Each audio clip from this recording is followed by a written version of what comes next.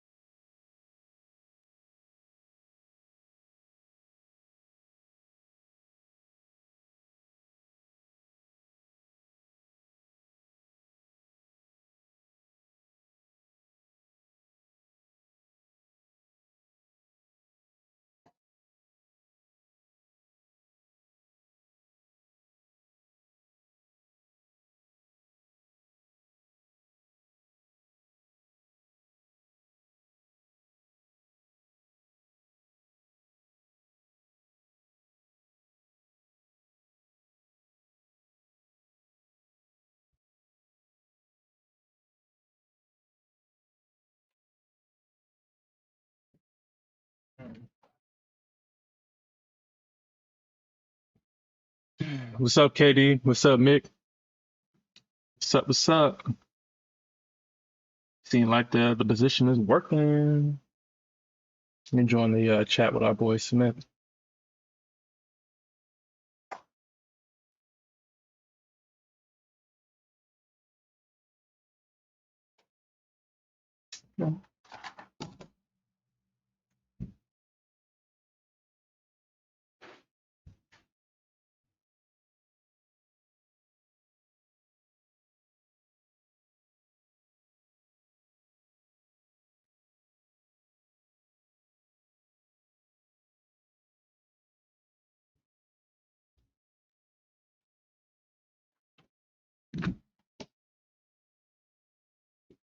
Okay. All right. Hey, Smith. I'm in the chat. I'm in the chat, baby. I just want to make sure Yeah, you. can you hear me? Yeah, I can hear you.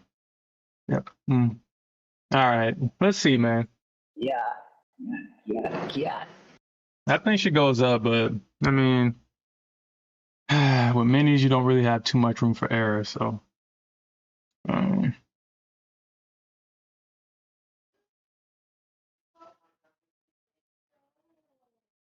man, That's man, wild. yo. If you don't want to make like, dude, we talked about this, man. Look at this. I talked about this last night. And I was like, man, the Bulls really had their work cut out for them, man. They had to trade through this level. I missed it by 10 points, 10 points. And that shit went down. Oh yeah, you had a limit or something? Yeah. All right, man. Ooh, sheesh, I didn't know I was God damn, dude. holy, NQ is like no. this? Yo, what's going on, NQ? I know. I'm just gonna put this at Jeez. 45. All right, man. What is going on with you right now, NQ? Of course, of Oh, course, of course, dude. Of course, of course. Damn. All right. Mm, okay. Sheesh. Thank yeah, I'm you. not gonna survive this. I didn't know. Baby, I didn't know. Oh yeah, NQ. Come on, baby. Come on. Dude, I have no dude, I don't know. I don't know. I don't know. I don't know. I don't know. Like, dude, I'm 50 points down. All right, man. I'm gonna get this like a couple more ticks, man. I mean, that's all I can give at this point. And then I got a another position here, so I'm gonna lose about 2K in this position if it hits. Damn it, you NQ. Damn it, damn it, damn it, damn it, damn it, damn it. All right, man. All right. Order filled. Okay. I Damn. didn't know you was rolling like that, baby. My bad. My bad, baby. I didn't know Shit, you at was this rolling point. like that.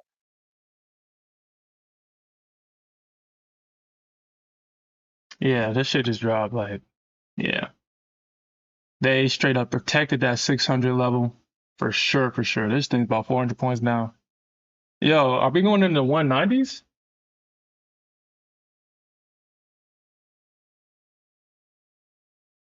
All right, so we coming up to a low at 127. Fuck. Dude, I can only give it so much more. I can only give it so much more. We tap into a low at 227. We might find support right here. We may find support right here. Like, that's crazy that they took out all this. And then we got jolts coming up.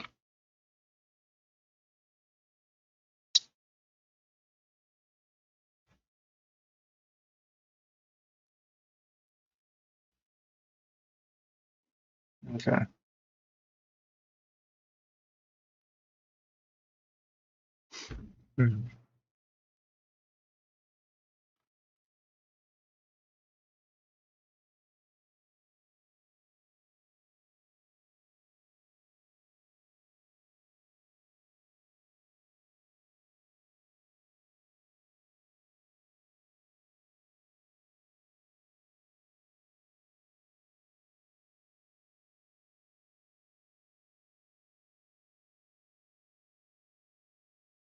Yeah, that's all I can give, man.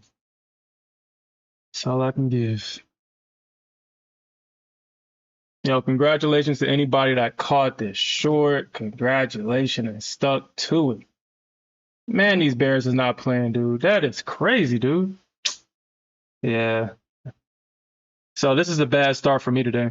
I'm down about 2,500 so far. I'm like $500 away from hitting daily loss limit.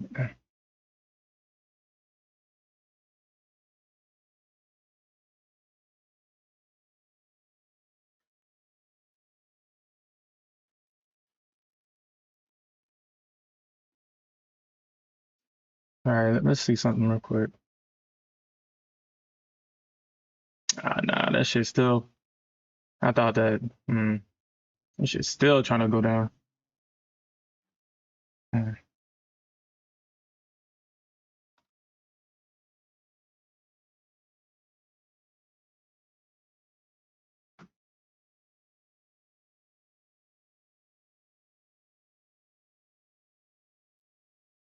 Yeah, we're gonna have to wait until 15 minutes until says higher time frame needs to rebalance too.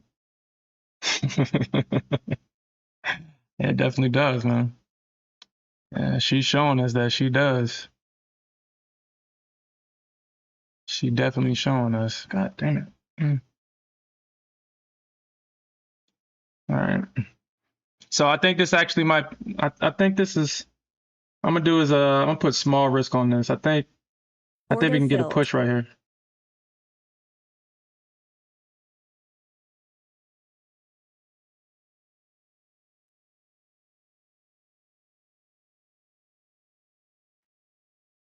I think we can get a push.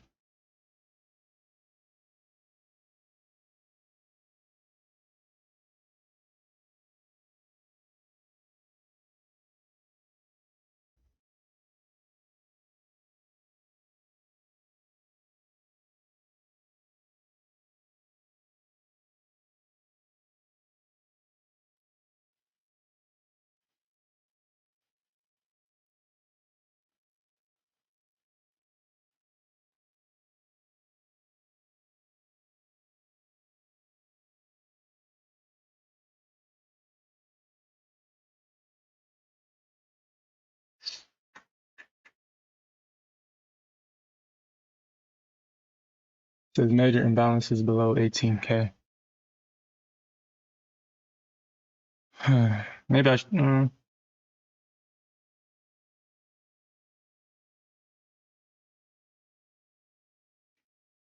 Yo, if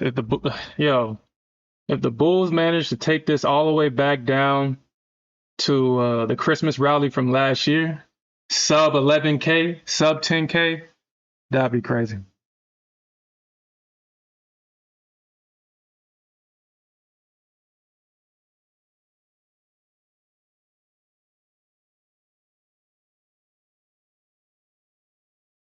I mean, dude, there's no way. Well,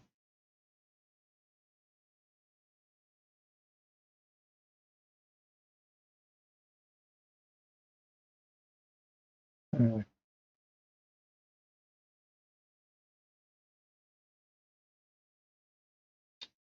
we got 15 minutes until this job news comes out.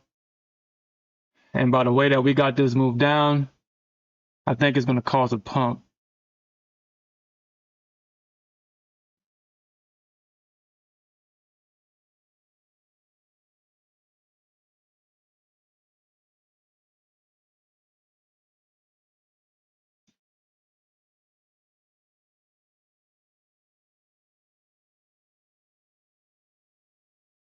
And you can be in at the complete bottom.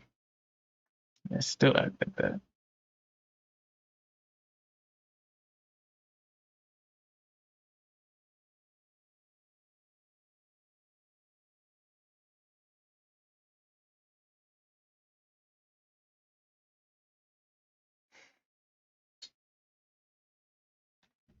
$270. 270. Yeah, I can see 270. Yeah. We probably get to like 290 at the max. At the max, we get. Well, no. I think no. I think we blow past that. I think we blow past that, honestly,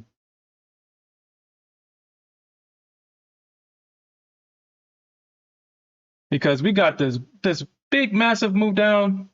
You got no price action. This is obviously an impulsive move. This is stop runs. So I'm thinking that we're going to get a big correction higher. I think we at least retest 380, if not 350, 330 is probably like, yeah, 330, 320. Excuse me.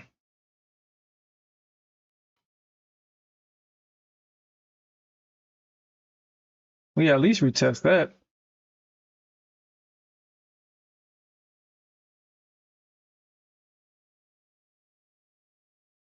I am looking at the higher time frames. What are you looking at, Katie?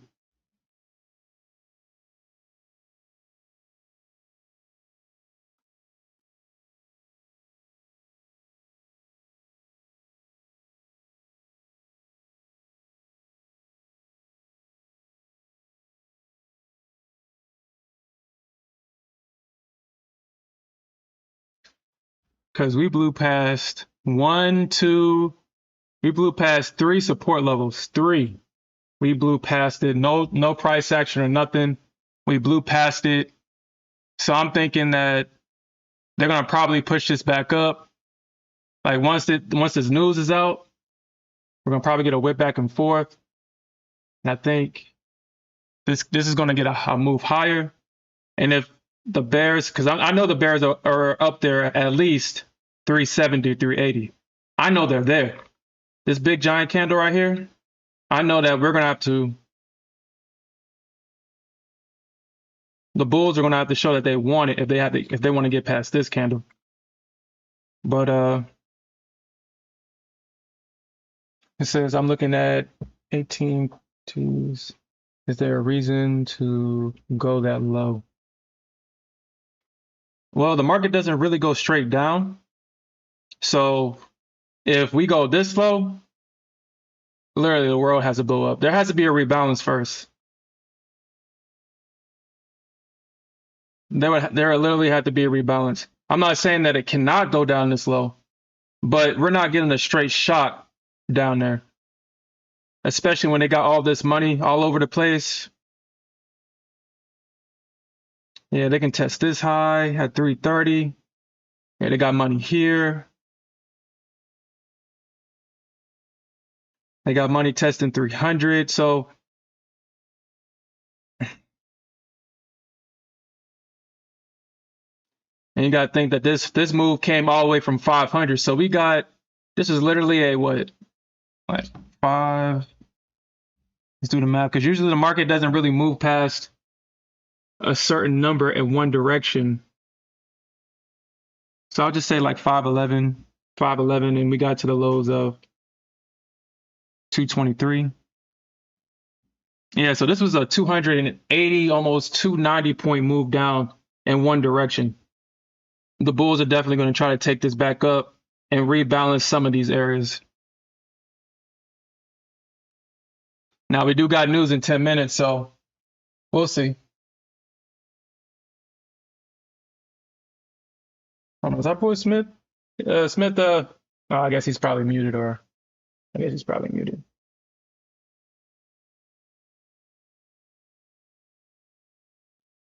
He says I'm so long, a 50K account. I hope I don't blow it with 1 minute. I think with a 50K account,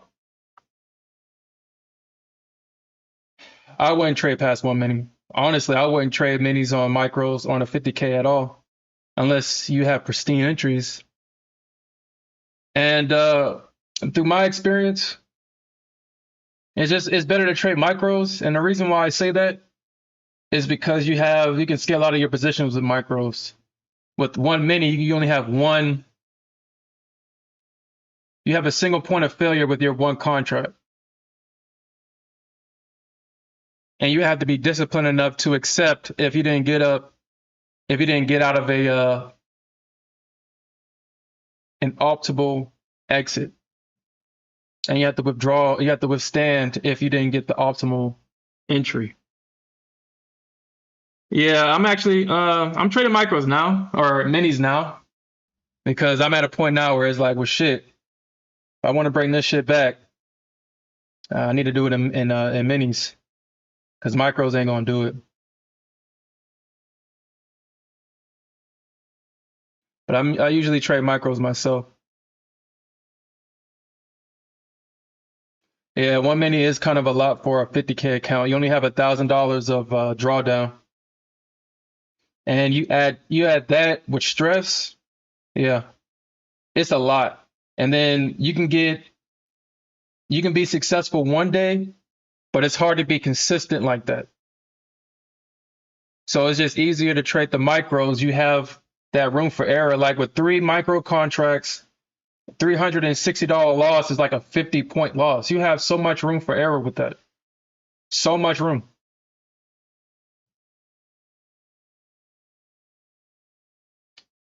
Yeah, this is going to be the toughest 7 minutes.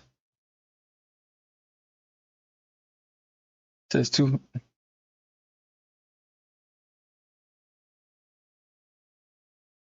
And shit, like I said, I trade micros too. I mean, we make money every day. Every day we're micros.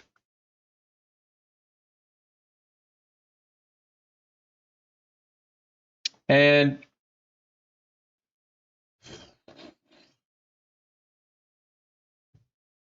like I said, you can make a lot of money with minis, man. I mean, my trading partner Smith, I mean, he just had a 30K day. Shit, if he stayed in his short, like I said, if me and Smith were to combine, that would be an ultimate trader. Someone that's stubborn enough to hold until target, but then have the size to back it. Yeah, because you already know I'm gonna stay in my position until target is hit.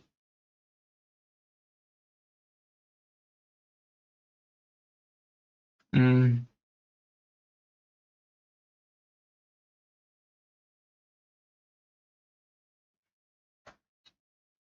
All right, so we stalled out. But yeah, yeah. So like with 3 contracts, like what 3 6. So I think with it's like 45 points, 3 contracts. That's only a $270 loss if you're wrong. With 5 contracts, that's 27 points. So half a mini with 5 micro contracts. If you're wrong by 27 points, that's a $270 loss. It's a $360 loss for 45 points, if I'm not mistaken. So let me see. So 45 points is 90 times 2 times 5. Actually, that's not right. So 45 times 2 times 5. So it's a 36 point loss. Yeah. Yep. So if you have 5 micro contracts, you have 36 points of risk, and the most you'll lose if you don't scale in is $360. That's more manageable. You can work your way out of a position. You can turn a losing position into a winning position with that much risk. But with minis, you lose 27 points on 1 contract. That's half your account on a 50K.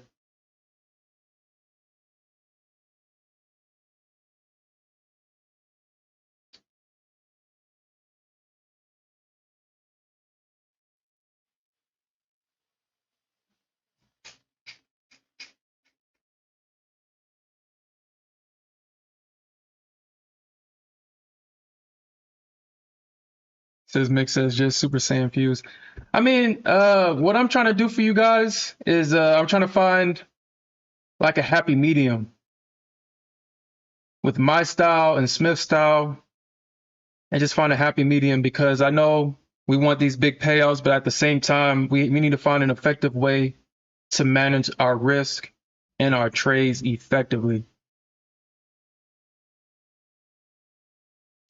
So I'm doing this for you guys because this is what I want to do. I want to be able to transfer this knowledge to other people. Do like a school type of thing.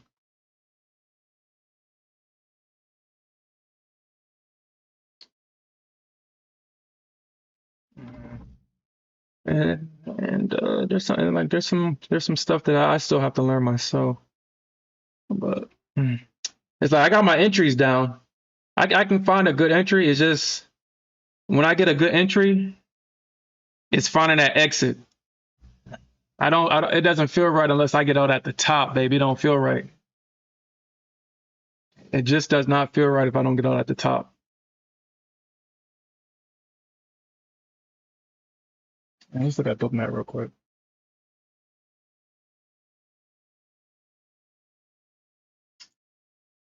I mean, bookmap looking like it's trying to go.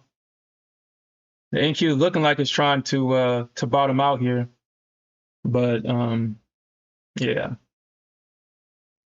You got news in 2 minutes, so I'm gonna leave my position on.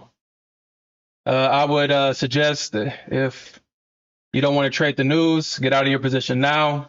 You got 2 minutes. I'm gonna stay in my position. And shit, if it does that, I mean, I won't even be able to survive it. I don't think. Probably might get. Yo, we need a bad. I think we need a bad. We need something to weaken the dollar right now. We need this news to be bearish for the dollar so we can get this damn pump. Because this is the reason why we're not. This is the reason why the NQ is dumping, because the dollar is super strong right now for some freaking reason. It's super strong. It's trading higher and everything.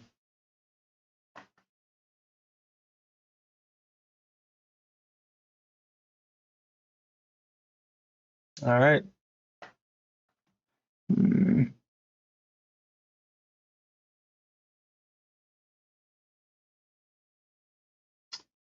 All right. Let's see. Let's see if this Jose report.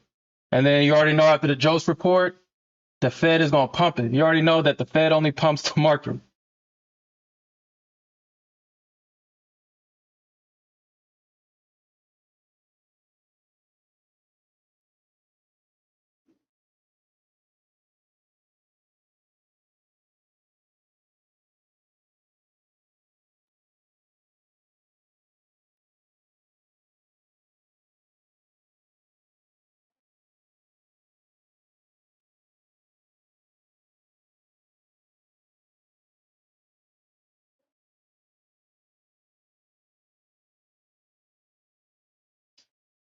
All right. Let's see. Let's see if we can get a pump.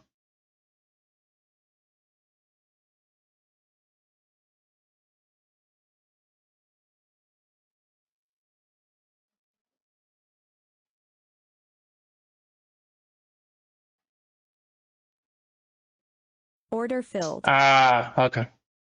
All right. I hit the daily loss limit on this account. Okay. All right. Yeah, I hit the daily loss limit on this account. Fucking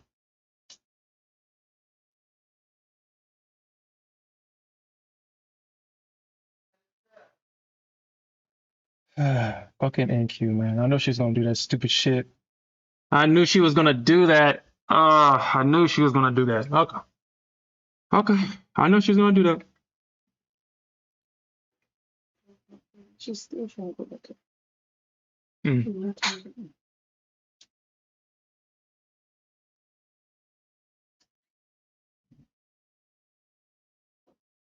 Okay.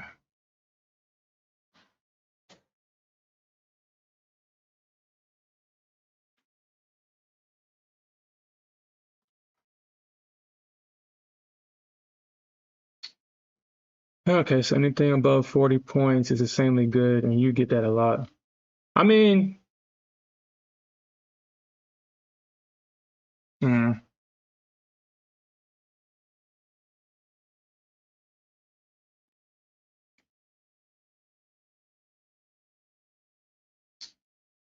mm. I mean, well, I'm not saying that that's not good, because I'm just like I said, like sometimes I realize that I kind of get ahead of myself, and to me that's not good. To me that's not good. And the reason why I say that is because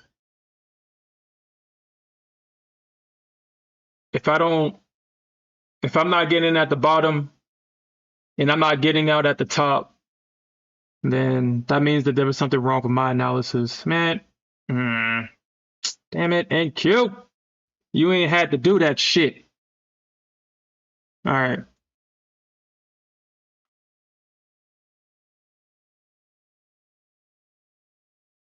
Damn. Man, I knew dude, I knew she was gonna do that.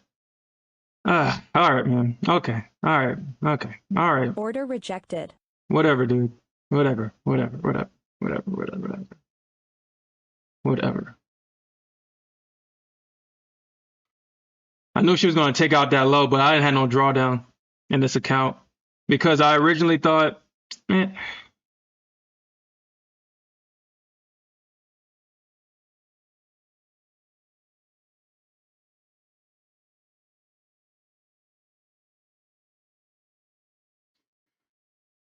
Okay, so I originally thought so once when me and Smith was talking about this low right here, I always said that there's gonna break. Hold on, where's that low at? That they was gonna break this low. I figured that they was gonna break this low, get to this area of supply right here, or not supply, demand right here. Mark this out.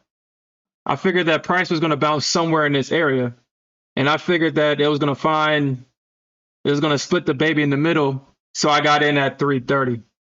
And so I had my first entry here at 330. And then I believe I scaled back in right here at 280. And by the time it got down here, I was so much in drawdown that if it did exactly what I thought it was going to do right there at that where it wicked below that candle, I was going to hit daily loss limit, and I hit daily loss limit.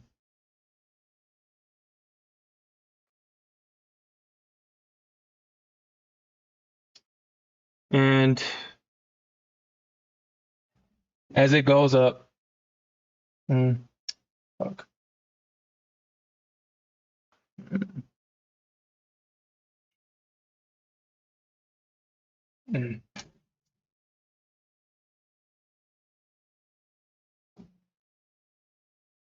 Yeah, this is where revenge Sherm comes in. This is when revenge Sherm comes in because, yeah. Mm,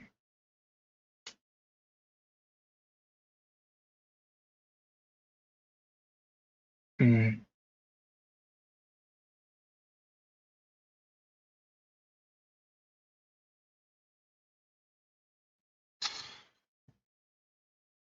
Hold on, guys. Give me a second. Give me a second.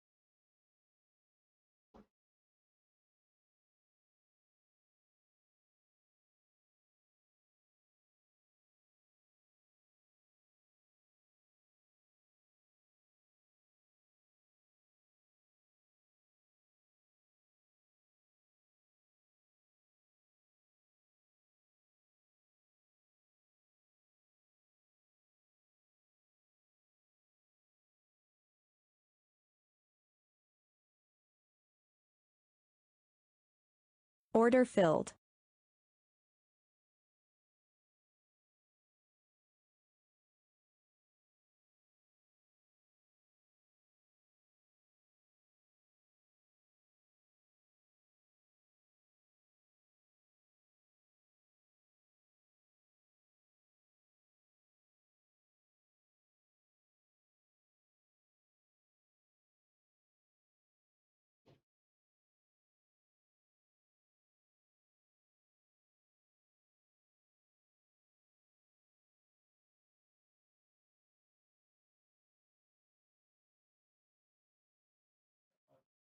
Yo, I forgot I still had that Daily loss limit. I completely forgot about that. Oh my gosh, I completely forgot about that. Oh my goodness. Wow.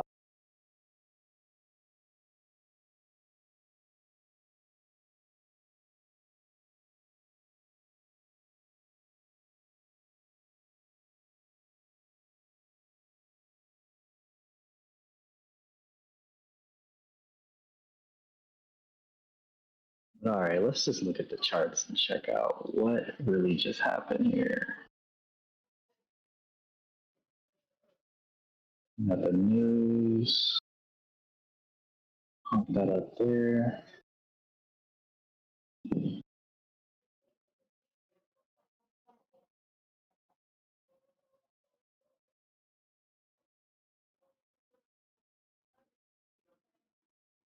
Let me see. Oh, that's right. Oh, dang. I completely forgot about that. That's tragic. Dang.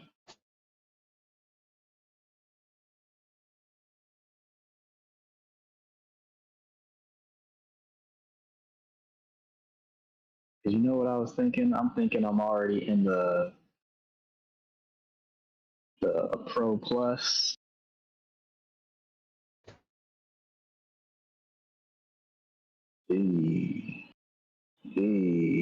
Yeah, I did. I completely forgot about that.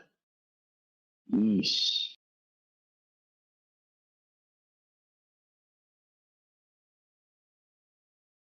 That's crazy.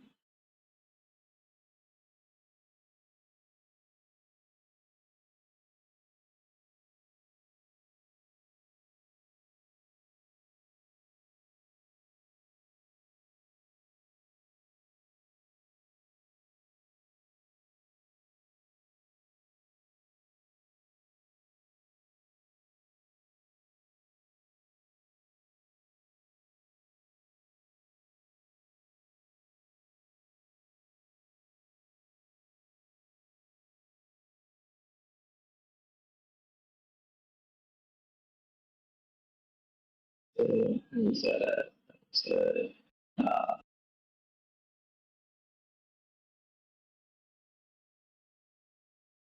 Yeah, report releases. I'm there.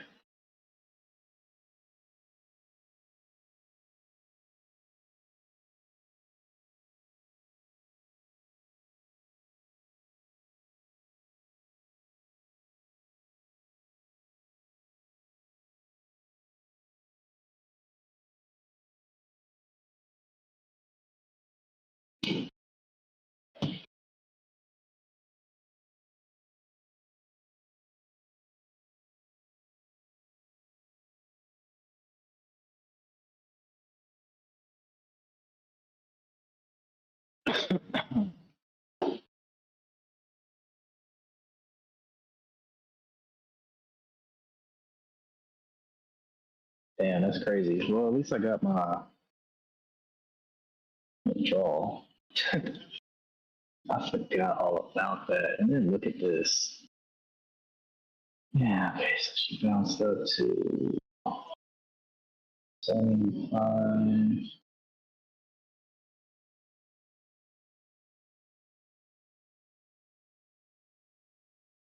Six, two, one.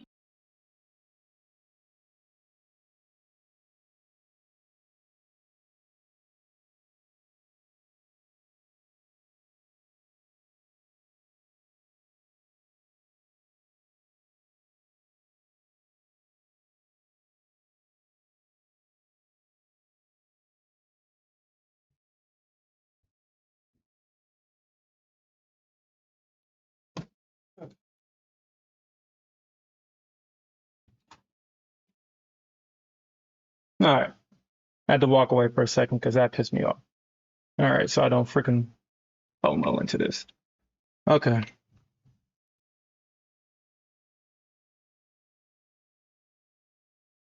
All right, so let's look at this. Let's look at the higher time frame. Let's look.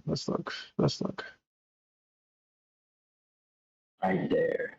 Dang. And that. Let's look. Oh, she does this. Yeah. I'm thinking possibly we might see, let's see what they do at 193 or here at this low.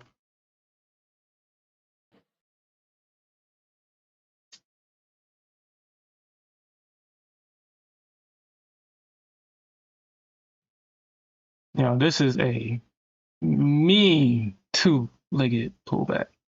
This is mean as frick. Got you extension.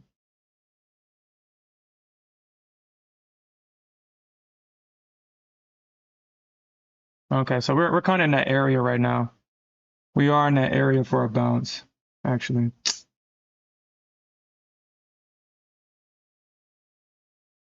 And you know that what we gonna do. NQ did us dirty, dude.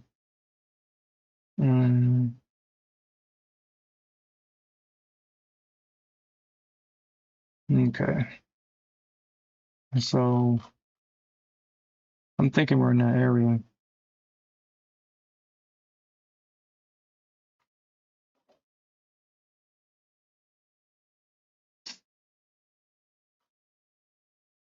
So I'm in NQ. Oh, really?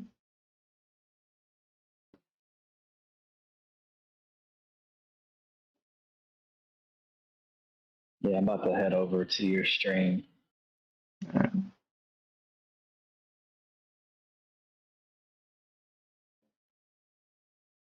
Ah, damn. Ah, damn. Order filled. Damn, I could have got a better. All right, so 540. All right, so let's see what happens. Let's see. I think this is probably like the worst day to go long. The worst day to go long. But you still trying it, huh? Yep. I mean, shit. I mean, either the Bears is going to continue down, which I guess they can. I mean, I guess. And they've been showing that they can and that they will.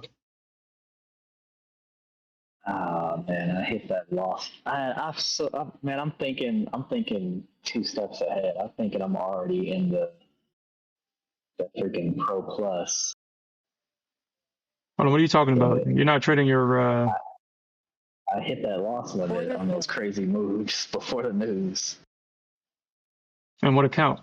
Not your funded account, right? Of course. Yeah, Yeah. but I mean, secured payout, so Yeah. cool with that. Still, it's like, damn. Yeah, I got a little reckless. I mean, today's just one of those days, man. One of those days. It's just one of those days. Like that, yeah. Or you should have just stayed short.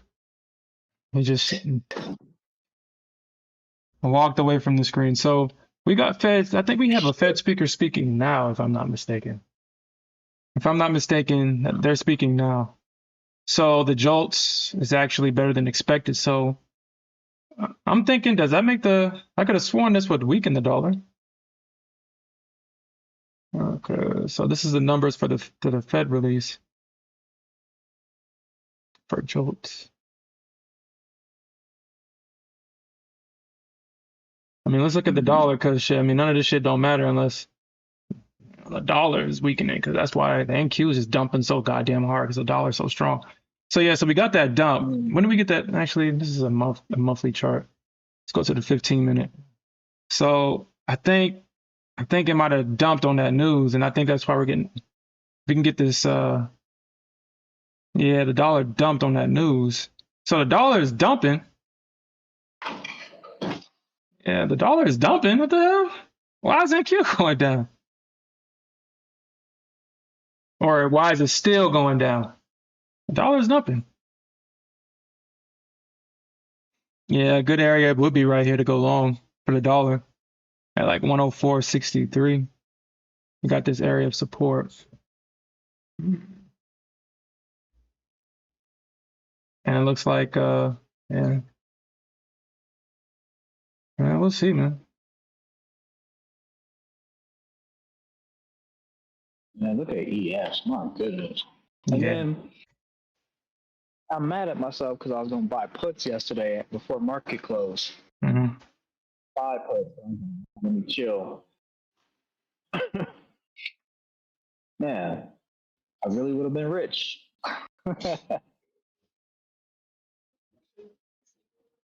Actually, let me do this real quick. Let me do this. Because I am kind of cheating myself right now. Cheating myself right now. Y'all, I'm heading over to Sherm stream. And yeah, appreciate y'all for joining. And I'll pin the link to his stream, pin comments. Head over there. This thing still, man, God, he's about to touch in the 190s. Yo. All right. All right. Damn, dude. This shit is still going. Okay. All right. All right.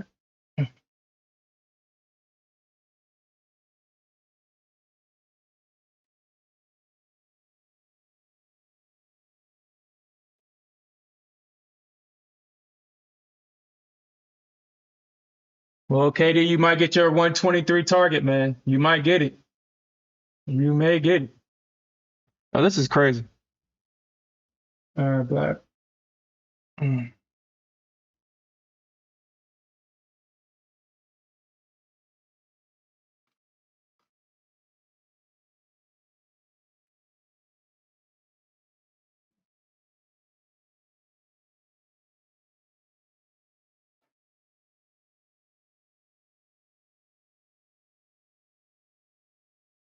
I guess don't ever let nobody tell you the market doesn't go straight down, because apparently it does. Never let nobody tell you it don't go straight down. Mm.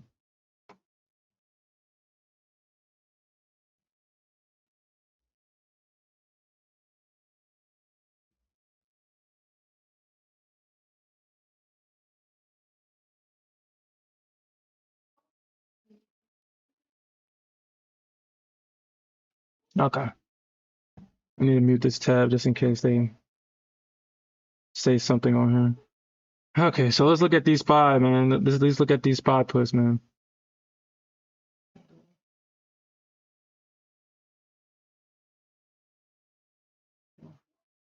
All right, let's look at SPY, dude. Damn, look at this negative gamma. God damn. Man, look at that negative gamma. About to make some trades on SPY. Nah, I'm gonna set that up next week. I'm gonna set that up next week. I know that's something I'm gonna do over the weekend because I gotta go to this bank and that bank. I don't got time for that. Or I don't want to do all that is what I should say. All right. So let's see.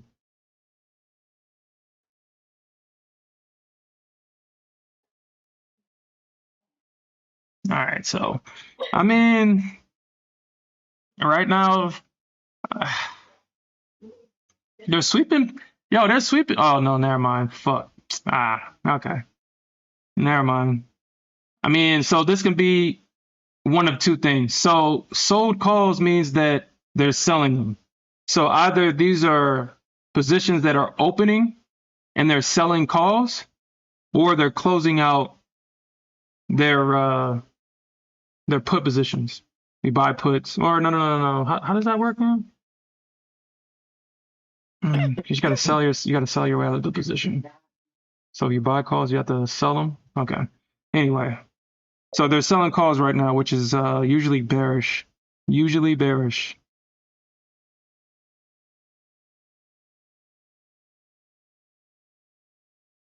I should have just listened to that internal. Hold on, are your funded accounts gone? Oh, yes, man. Oh, I oh, believe so. I do believe so. I totally forgot about the dang daily limit. Even because I was only thinking about the trail and drawdown. I forgot about the daily limit. yeah. Yeah. Okay, so I was trading UProfit's swing account. So it's not technically a swing account apparently. So I guess your P&L and everything gets reset every time you go into a new session. So you can carry it into a new session, but wherever price opens at, that's where your average entry becomes, and you get subjected to their stupid um, daily loss limit, even if your position is in profit. So I got hit with that this morning, and I did not realize that. I was frustrated.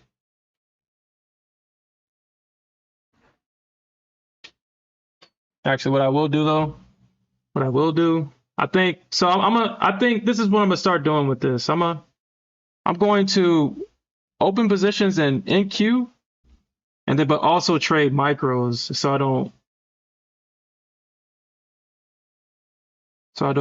feel like I gotta take profits and shit. I can just Order filled.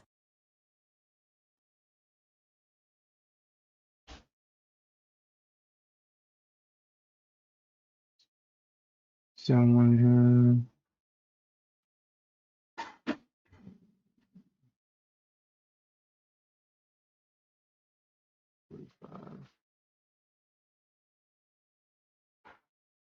here. Okay.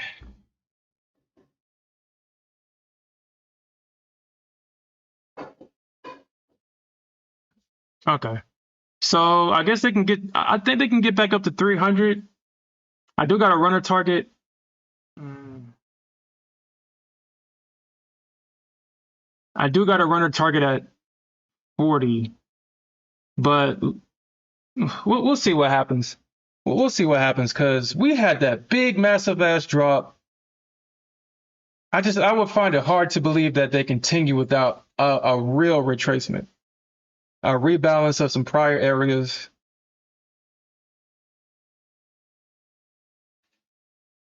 I mean, the dollar is sold off, so the NQ should be pumping, should be reacting to that, but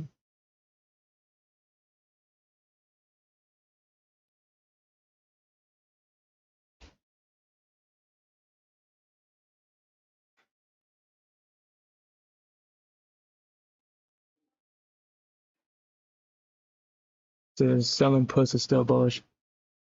Yeah, selling puts is bullish. Yes, selling calls is bearish, or it could be someone selling out of their way out of their call position. So either way, that's just how I simplify things. Just I don't like to kind of determine what people are doing in their positions.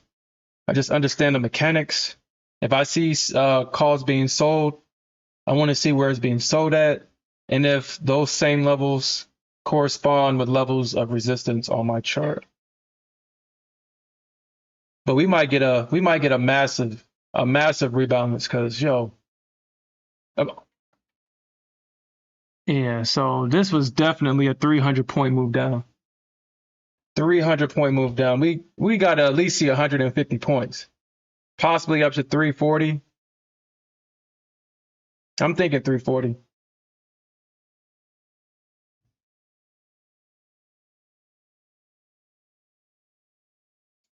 That's why I look at that. Yeah, I mean, Katie, we're still in a bullish market, man. We're still in a bullish market. It's just that now I believe that the Bears are slowly taking control because of what Powell has said. He has not. The reason why we got this big, massive push especially in the Nasdaq, is because Powell promised rate cuts, or he insinuated that there will be rate cuts, and the market took it as a promise for rate cuts, and that's why we had this massive bullish move up. But he came back and said that inflation is not going down the way that they want. every future rate cut is going to be data dependent, yada, yada, blah, blah, blah. And so now that is not a certainty to get those rate cuts. Now people are de-risking from their positions. We just seen a massive move, a massive strength move in the dollar.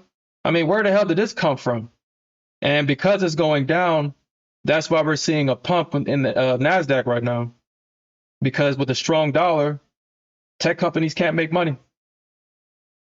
Apple, so when the dollar was strong, that one day when Apple saved the market with their earnings meeting, they stated in their earnings call that it has been challenging to make money through currency conversions, if I'm not mistaken, because of the strength of the dollar. But now we're getting this downward trend. Like, look at this massive move up. Like, that is just crazy.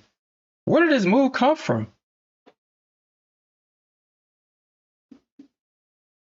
Now that the dollar is weakening, you see CL is going down, and the NQ is trying to find support to go up. I'm not saying that it will go up. I mean, she can definitely keep still going down, but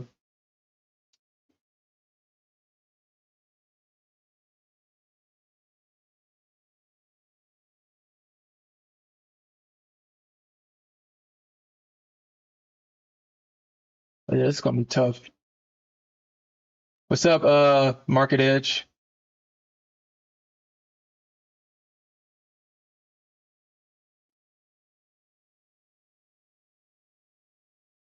Yeah. And let's look at the NQ on the higher time frame. Yeah, keep going down, dollar. We don't need you to be, well, let me stop saying that. Well, yeah. Sometimes I forget that, shoot, our currency is a dollar, so a weak dollar is not good for nobody, except for us traders, except for us NQ traders. Mm. You know, a weak dollar is only good for us, the people that trade the Nasdaq. It's not good for nobody else. High gas prices. All right. Yeah, look at this shit, man. Okay, so this is the daily. Look at this candle, dude. Look at the drop. So this is the previous week low. We broke that. I mean, shit, I knew this was coming. We broke that, and I guess we've kind of found support at 190. I'm guessing. I mean, we had this big bullish structure right here. Yeah, I don't think we're going all the way to 18K. 160, 8160. Is that on my chart somewhere? Yeah, that would be a devastating move down. That's devastating. Yeah, they was protecting the 600 level with, you know, the Bears was like, yo, y'all ain't getting above 620. Fuck all that. Y'all are not getting above 620. We got our kids' college funds in this week.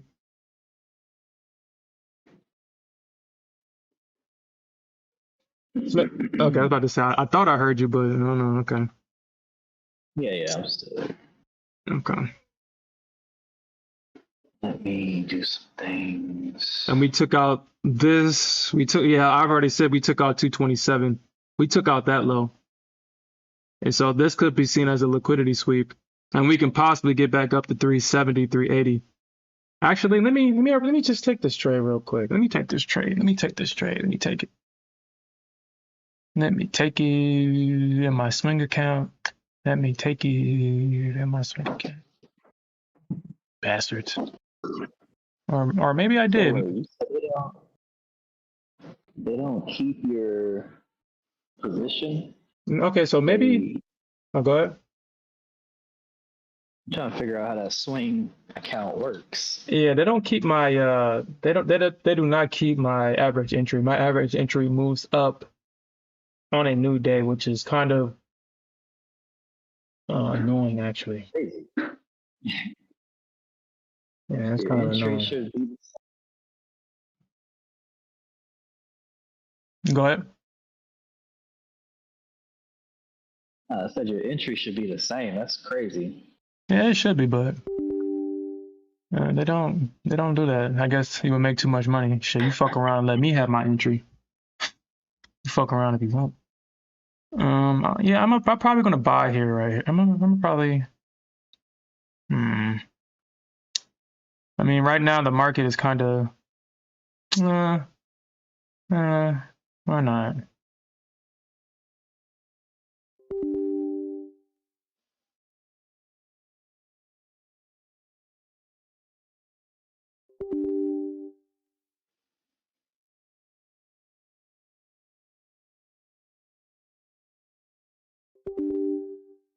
Says judged to buy quantity would exceed the limit. Uh, buy stop limit. Okay. Buy stop limit.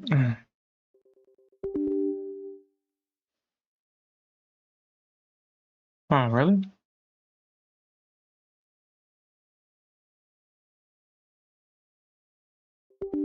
Hmm. That's interesting.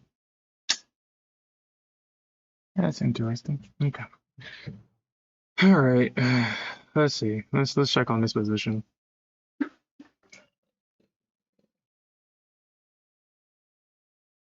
Hmm.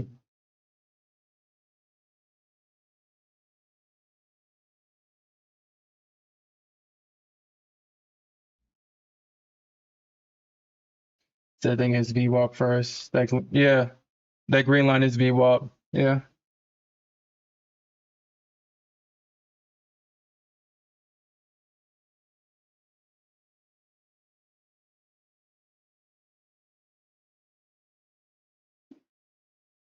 I think we probably might get to the 214 again.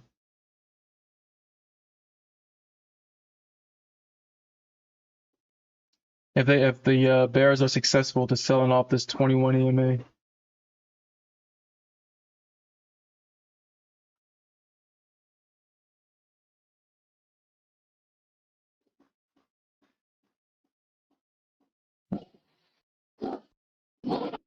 Man, let's look at an ES chart. Actually, let's see if my let's see if it actually hit my level first up. So on both, I got my yeah on both. So I missed this one by 3 points. I missed this one by 3 points. But man, if you caught this down, like, dude, if you caught this move down, yo, this is crazy. Super crazy. I haven't seen a move like that to the downside in so long. It feels good being a bear So, when you're a part of this, when you see it and when you become a part of it. And that's interesting. This is only like a yeah. 50-point move down. 96. Yo, hold on. 96 minus 35. Yo, what the hell? Like a 60-point move down. I guess that's good for the ES, I guess. I guess. That's good. Mm. I keep doing the same thing. So, okay, I think this might be it, guys. This is making a reversal pattern. I'm going to show you what I'm talking about. I think so. So obviously we got the run of liquidity, move back, your head and shoulders pattern for that move higher. So this is what I'm seeing. Let's see if we get it. Let's see if we get it. But yeah, this is look like a head and shoulders pattern to me.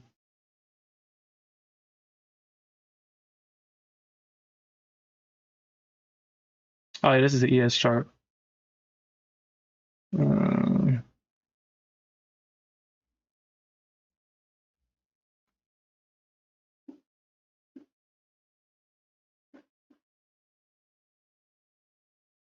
mm, okay.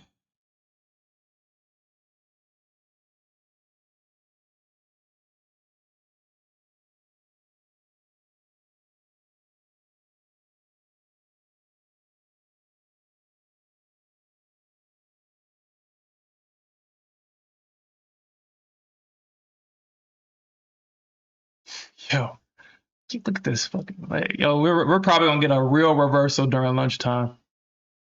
But if we do get a reversal, I would take my profits in between 330 and 350. I mean we can possibly see 380. We can possibly see 380. But I would leave 380 as a runner. I would leave it as a runner. I would not set all of your targets at 380. That 330 to 350 area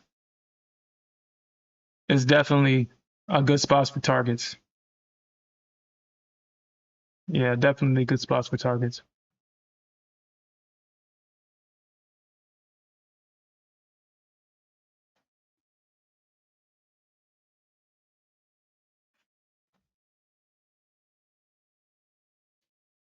Yeah, I think we're going long here. I think this is a long. I mean,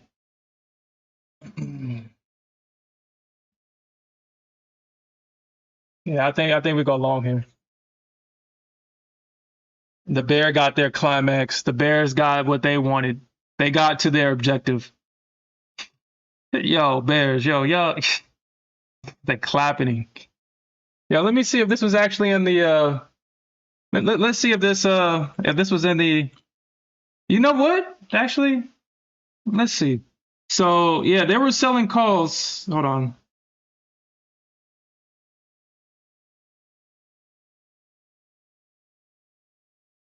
And so when did they buy these? They bought these at 9:30 in the morning.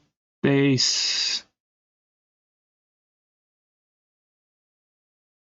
it 9:30? Yo, they're sweeping calls. I don't know, Smith, if you in some calls right now or puts. They're sweeping calls right now. And they're looking to get out of this position. All right, they bought the 518 strike. So they're sweeping calls right now on SPY.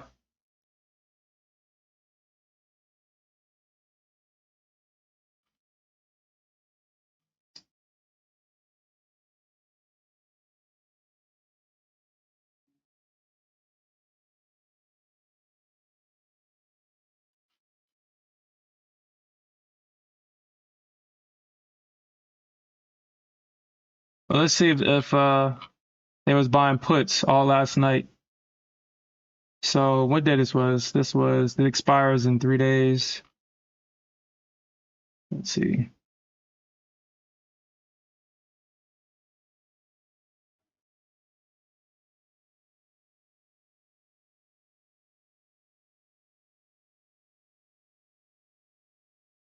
Stock twits. Chat news. Volume ratio.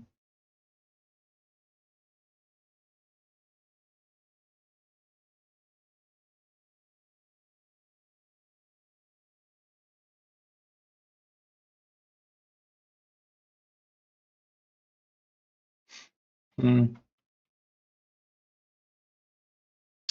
These orange bars are dark pool levels. So based on the price action, it looks like they were super selling at this level with dark pool,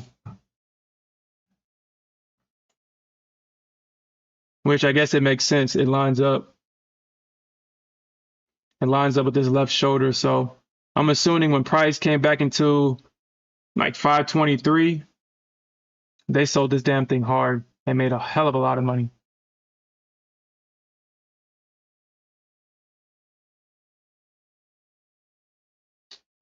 Okay. News, test, options.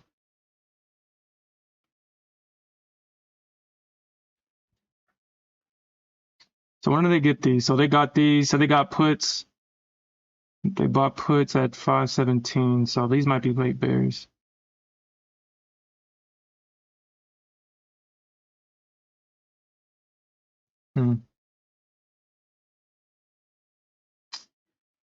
So they sold puts at 519. and these expire on Friday, I believe, the 5th. So the people that spent 300K on these puts believe that price will be above 519 before 4 on Friday, before these contracts expire. And they bought these earlier in the morning. So 519, I mean, that's a good area to buy. That was a good area. It just got ran through though, but that was a good area to sell puts. Obviously, this would have been this would have been at the bottom right here. 16. That would have been at the bottom. Mm.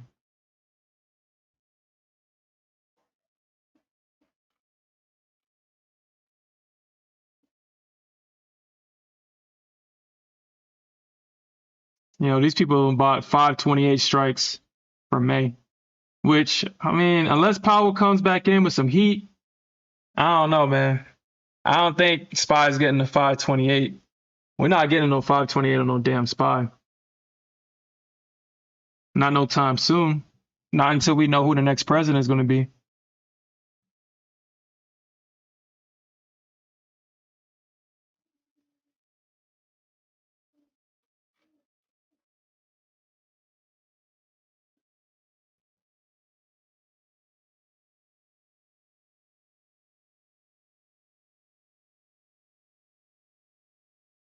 Mm. So let me try to filter this out. Let me see if I can. Let's see if this data was in. So this move happened yesterday, right? And so let's see. Let's see if they were selling puts like hard or buying calls, selling calls, and buying puts.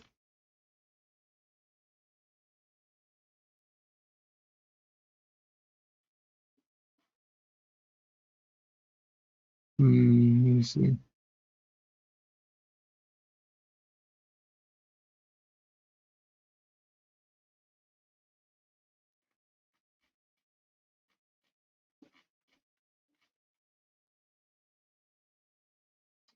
It looks like it's not gonna let me do it. Let me try one more thing. Let me try this. Let me try going back in time.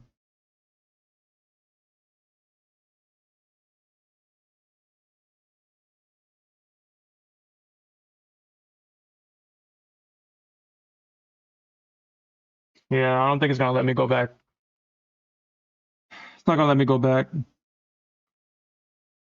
Or historical.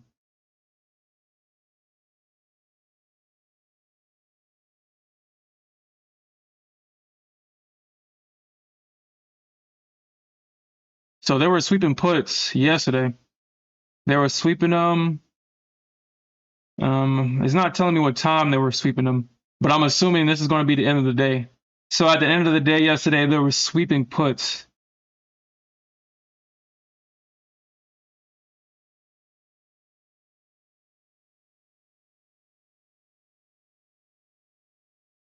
Mm. Yeah, it looks like they were sweeping puts the entire day.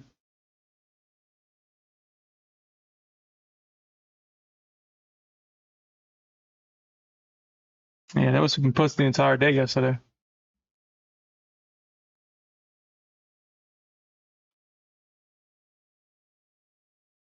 Those that know, knew.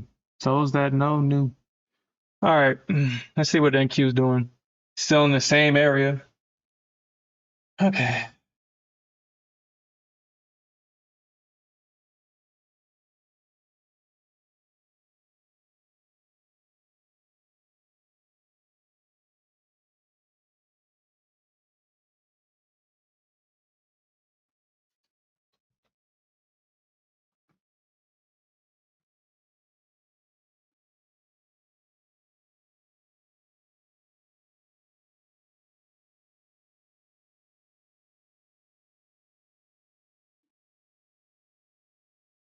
Yeah, I'm gonna have to get that back. No, I'm talking about some serious trading.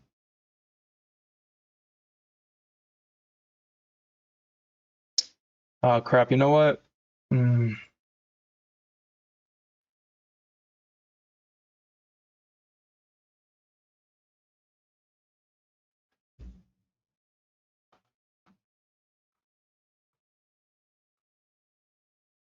224. Yeah, I think they might try to come back around this area right here. This area, 212, 216, 224, 216-ish, somewhere in this area.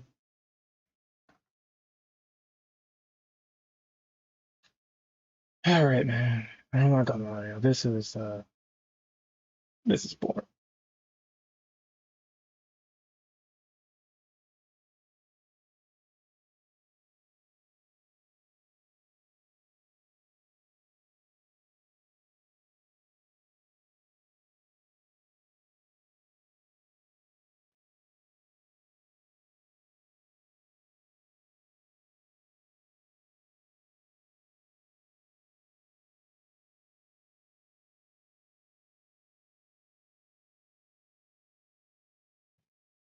Mm.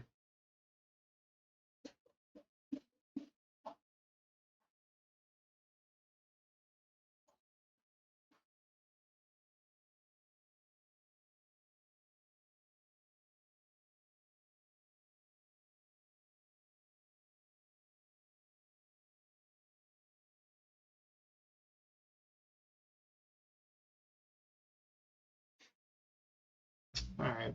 Okay. All right. All right. So let's see when the next Fed speaker speaks. Hmm.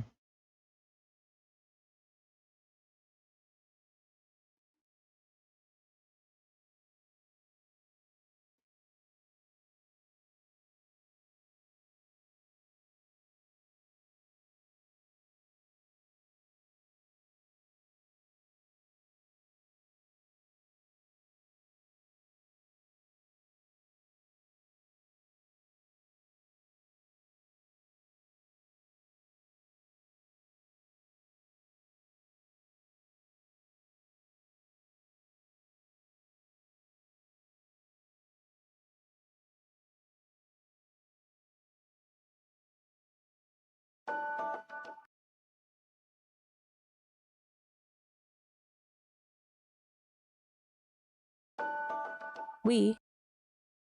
Hmm. So it looks like they don't have. I guess they're not broadcasting the meeting. I guess they're not.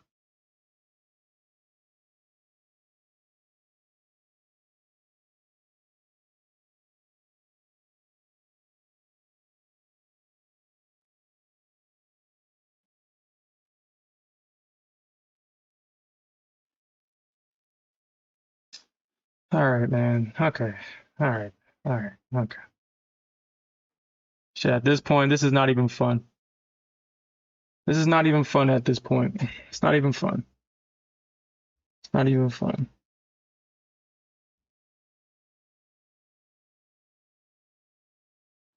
This is not fun.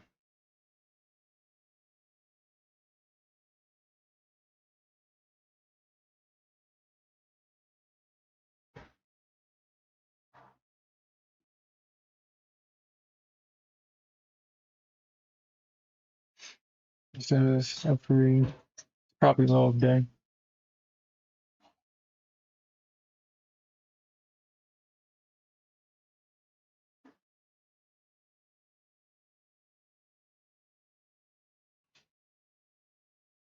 Yeah, that was a good short, Mick. Yeah, I saw this too. That's why I figured that it might, if not, go right here, possibly right here. I don't think it touches this low though. I don't think we touch low of day.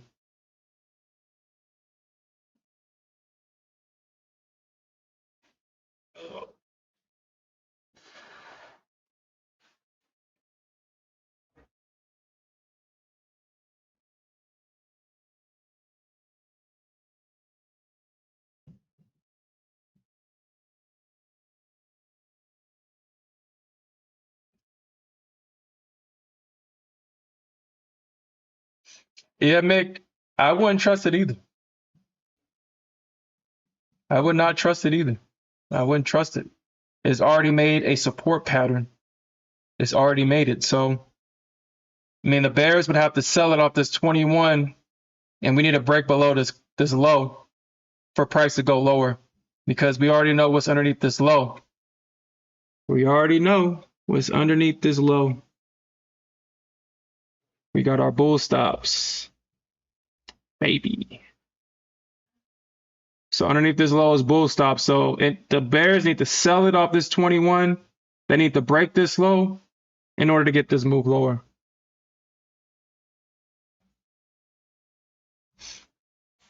So right now, this is a strong low. And this is a strong low right here.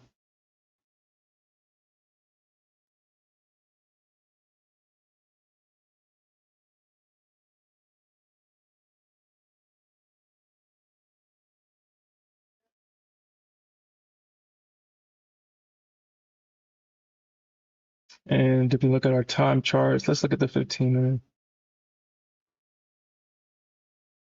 I mean, I can see why the bears are still trying to sell this down. I mean, look at all these late bears.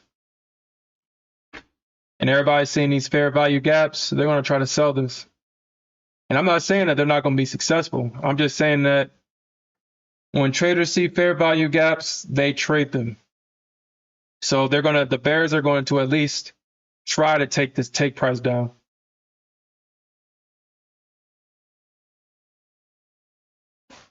We don't know if they're going to be successful in doing so. And apparently there's a gap right here. But y'all already know me. I don't trade gaps. I trade ranges. And I can show you where that range is. Actually, I can just do this. This is what I see. A trading range. I would never take this without seeing this first. So if there's no range, I'm not saying that fair gap, I'm not saying that they don't work, but I'm looking for this. I wouldn't just see this and be like, oh yeah, let me go long without seeing this.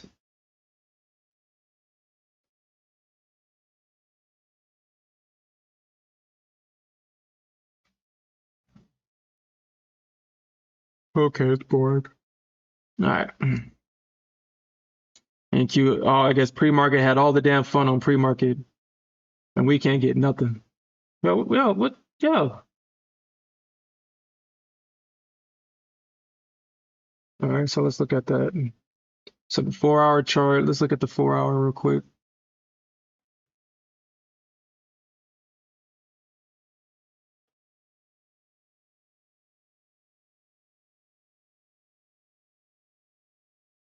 Okay, so I mean, we are still in a bullish market. I know it feels bearish right now, but you can see we're still in a bullish market. Price is still in an uptrend. We have not broken any of these lows yet. Any of these lows yet. I think the low that we have to break is actually probably this one right here. We would have to get, oh yeah. I forgot who said 18K, but yeah, we would need to break 18K.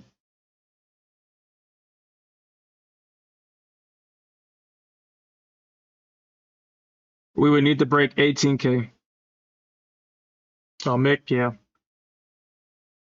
We would need to break 18K. And still, I think it will still get bought up. If it touches 18K,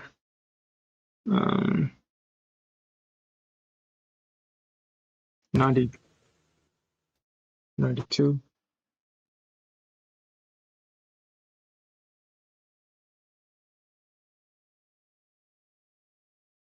Hmm.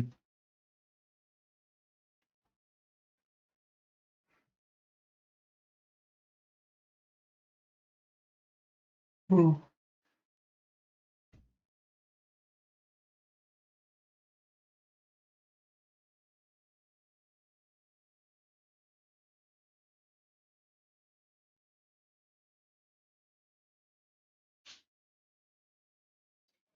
All right, man. So I mean, if there's not going to be no price action, I think the better trades are going to be found later in the session, like 1:30ish. So I think that's when I'm going to actually start looking for trade opportunities. If I get stopped out of this one, I'm going to be looking for trade opportunities later in the day.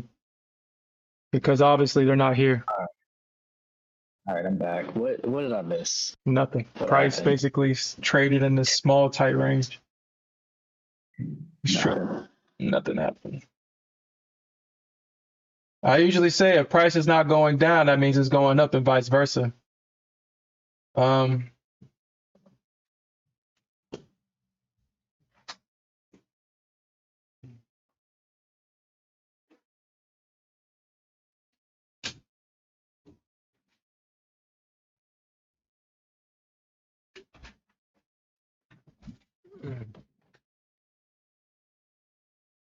price ain't going up, it's gonna go down, and vice versa.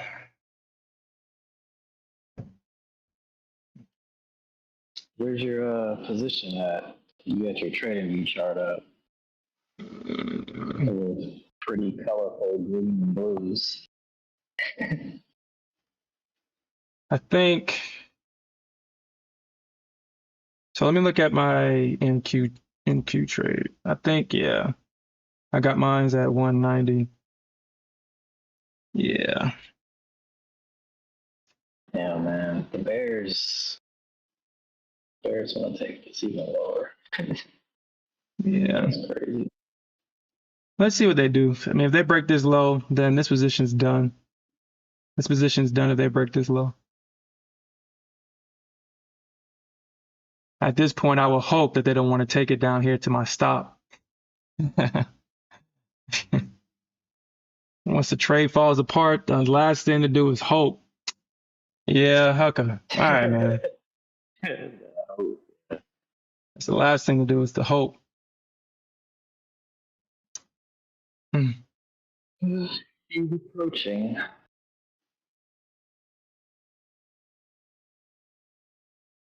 I mean, we don't have no.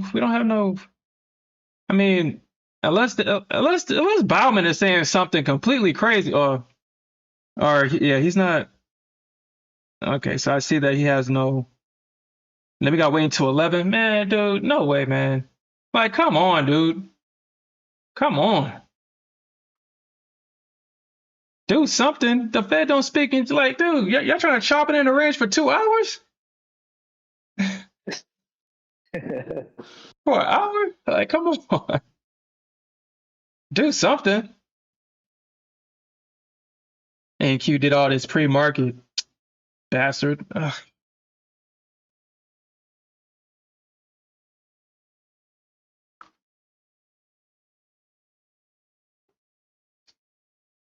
Okay. All right, man. Okay, what can I do with SPY? They buying calls, dude. They buying calls on SPY at 17. They was buying them.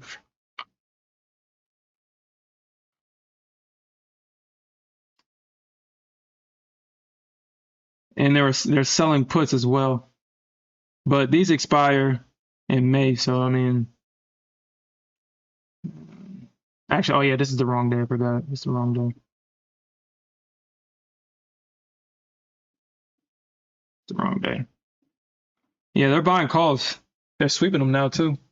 They're sweeping calls. They're sweeping SPY calls for. They're sweeping 518 calls. So do with that as you will. 518, say less. What's price at? I didn't even check it out. 518. So That sucks. they are selling. Go ahead. No, I'm just mad. I would have been rich if I bought the puts and held them into today, but nobody could have predicted a drop like that. That was insane. I should have just looked at the flow. So it just seems like every time every time I don't look at the flow, that's when they come out with this bullshit. I'm pretty sure they was selling puts. I'm sorry. They were buying puts at close yesterday. They were buying them. Yeah, that's what I thought about it too. And the inner voice told me to do it, but I didn't listen. That's always our dude. That's always our story. We could be so great. We could be so great, and we choose to ignore greatness. Yeah. Okay, so yeah, they're buying calls. So they're buying at 518. So this is almost at the money. Almost at the money. So these will be expensive. So if you couldn't afford 518 calls, I would actually buy 520 calls are good. I would buy 520 and hold these. If we do get a bounce here. But honestly, I would, yeah, this is a good area to buy. Yo, this is a great, yo. Honestly, I might actually need to, I'll set up my SPY account. I'm gonna set it up. This is a great area to buy some SPY calls. Yo, look at this support. This is a great area to buy some calls.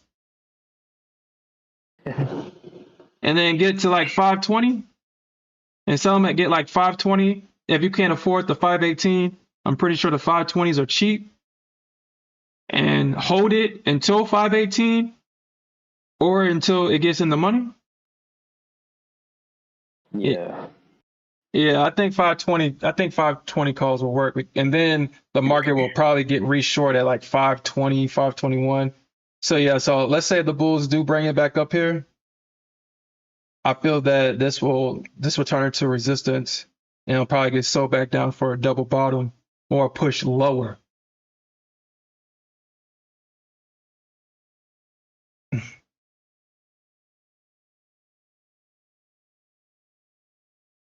Yeah, we talk. I mean, we like, dude, I find it hard to believe that any futures trader did not start out in options. I would find that hard to believe. I guess there are people with big giant balls that will jump straight into futures without testing the waters at options. But if you're one of those people, man, you got a pair on you. Girl, female, you got a pair on you. Because futures is dangerous. Dangerous. I mean, with options, you just lose your money. With options, you lose everything. You lose everything with futures. You lose everything when it comes to that margin. He says, Katie said he started in Forex. Yeah, I think the Forex market, I mean, especially everything that y'all guys are going through, the Forex traders, there's going to be a big influx of traders coming to the futures market, option market, and hopefully these prop firms don't try to raise their prices in preparation for that. Hopefully they don't do that. I might have to actually start taking these combines seriously. But that's good for us though. I mean, with more futures traders, I mean, you get more futures content online because futures don't get no love. Forex gets all the views online.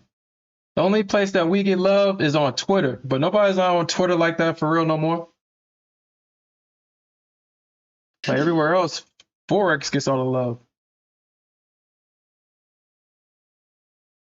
But Katie, what did you use to trade in Forex? He says he was trading, says Jay Powell Jr. Hey, Jay Powell, your dad needs to come up and pump this shit. Your dad needs to pump it.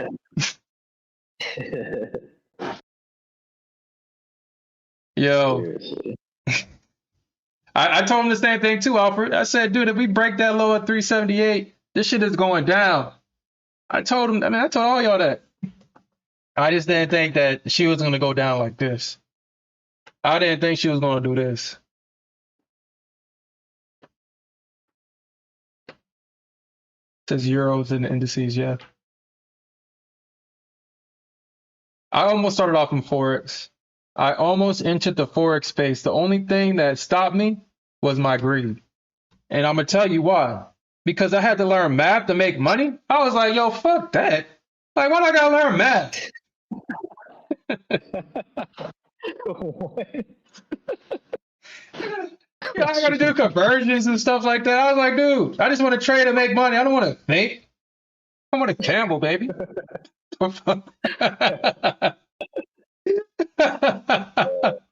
You sitting there like, oh, you got your calculator. Hey, you got this and that. It's like, oh, let's see if these conversions are worth the time. And then you got to do your leverage and pip this, half a pip. They're like, dude, I was like, yo, no way, dude. I just want to get into a position and trade. That's it.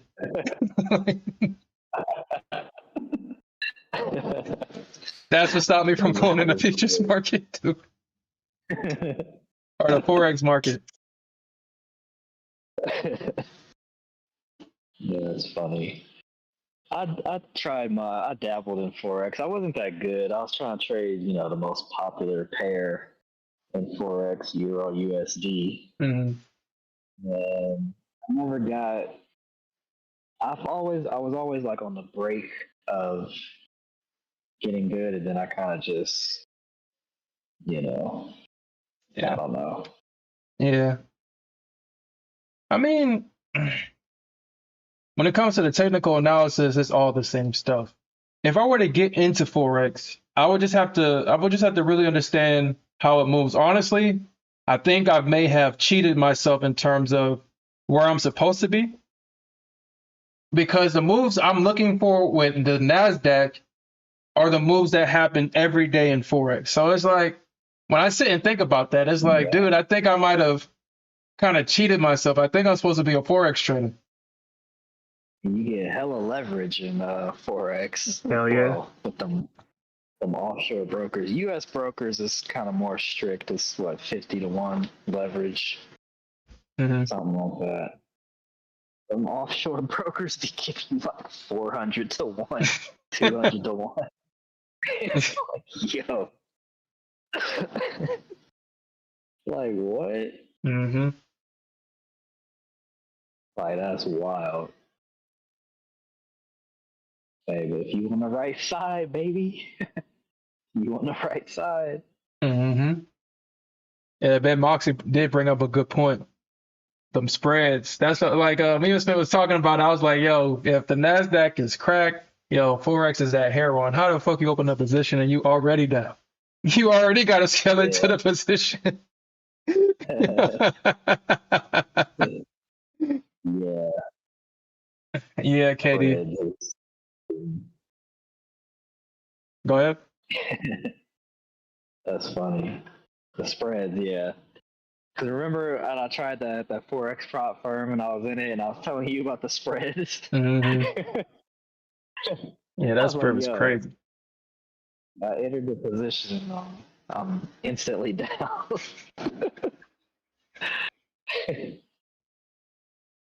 283. Damn it, man. No, damn it. Damn it. Damn it. Damn it. I have to take one off right here. I'm gonna have to take one off. Shit. I have to take one off right there. You on the right side, baby. Yeah, so when it comes to options, like I traded SPY. I tried like SPY spoiled me so much that I disregarded the spread.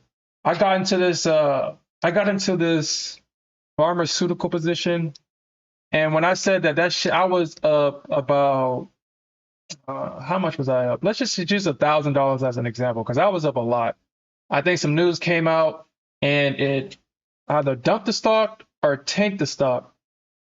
I was up because of the obviously the volatility, but there was nobody on the other side of my position to sell it to. So I sat there and watched my position go unsold, being in profit. And I was just so freaking pissed. Pissed.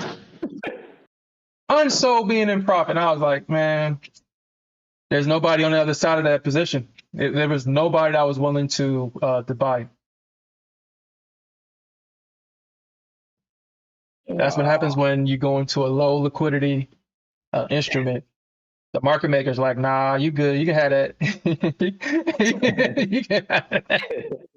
You can have that.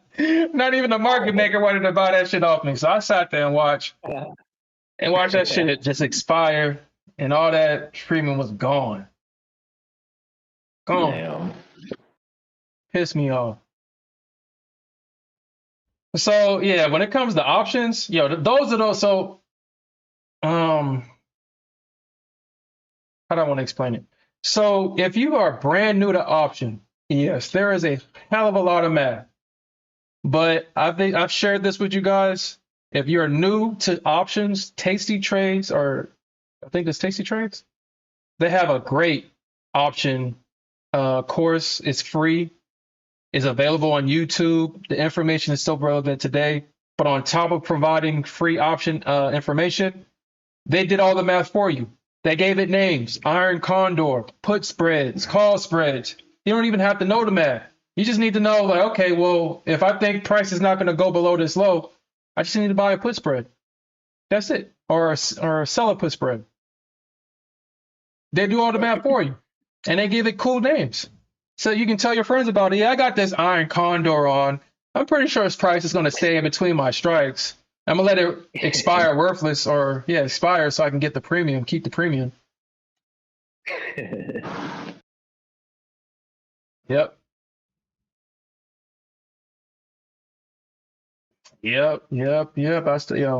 I found tasty trades after I spent the $1,500 on that fucking option. Goddamn course. Not going to say that it was not helpful. Not going to say that I did not get my money back following these guys. But the only reason why I found out about tasty trades is because they was talking shit about them. It was like, oh, those guys over there that's randomly put stuff on the chart and hope it works. And I was like, who is he talking about? And sure enough, Tasty Trades had all the information that these guys were selling these fucking furus for $1,500 on their website for free. So I was kind of pissed about that, but hey, man, it's money spent. We don't cry over spilled milk. The money was spent already. So that's how I found Tasty Trade. I still have them as a broker. I'm gonna use them to trade SPY calls, I'm gonna try using the trade SPY next week. And yeah, we're gonna get back to gambling some options, baby. Futures and options over here, baby. But yeah, you know my SPY calls are up. yeah, you bought them? Yeah. Hey, your boy Sherm giving out the plays.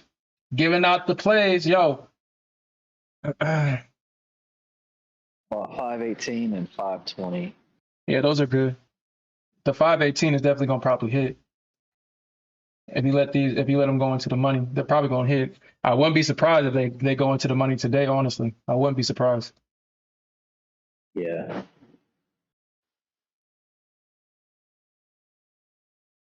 That would be pretty crazy though. Yeah, I believe they still do it. I actually have to download Tasty Trades or Tasty Works on this workstation because I have it on my other one. But they actually do the same thing. So I think, well, I don't think, I know Top Step TV is following Tasty Trades because Tasty Trades have nothing but broadcast. They've been doing what Top Step started doing this year for the longest of time. They have their own network.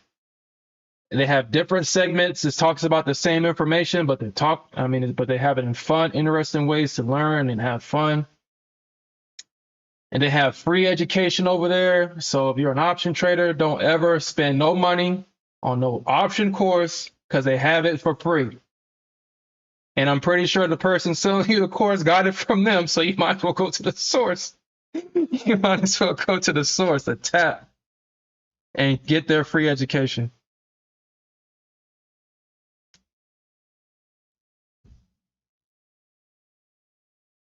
Yeah. Hey. So I'm up 30 points in this position. I'm up $1,300. Mm-hmm. You know we don't take that. You know you need to take that. I think we're going to touch. Especially if it comes up to 270, you gotta. Yeah, if it comes to 270, I'm going to actually just grab it, honestly. I'm going to grab that at 270. 221. Man, might as well, man, because you know how the NQ does. And I do got one more runner going on, so. So it makes you see what I mean, almost 40 points. I mean,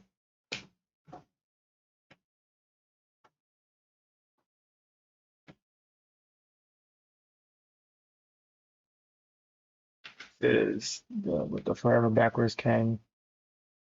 That was my favorite on tasting. I actually, there's actually a guy that I actually did enjoy. I forgot his name. He reminded me of that guy from what's that show with the? I'm gonna just show you. Because he reminded me of this guy, and I'm pretty sure. What was that? Pacific Rim?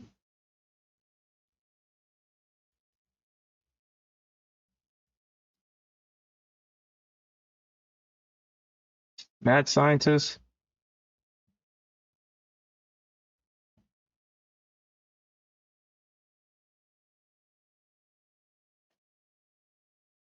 He reminded me of this guy. So one of the guys on Tasty Trade reminded me of this guy, and they'll let me show it. Of course, why not? All right, whatever. I guess it's not that important. But yeah, he reminded me of that guy, and that was the guy that I like. I made a lot of money selling options, but you already know that PDT rule was pissing me off, and a lot of winning trades would turn into losers because I couldn't close it without getting punished for it. So you knew that I had to go to buying them.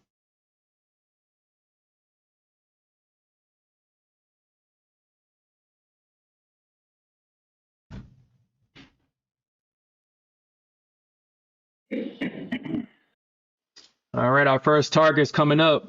Our first target is coming up. Coming up, coming up. It's coming to a theater near you. Says how says I like how you can drag your entries on top step to take profit. Yeah. I like honestly, I've talked shit about Top Step X because they sucked. But Top Step X is actually pretty decent now. It is pretty decent now. I'm not gonna sit here and be a hater of Top Step because they're trying. Their product is getting better. If they do the micro to mini equivalent, in my opinion, I feel like that's all they really need to really set this up. All right, that target's coming up. Watch her try to not hit my target because you know how the NQ goes.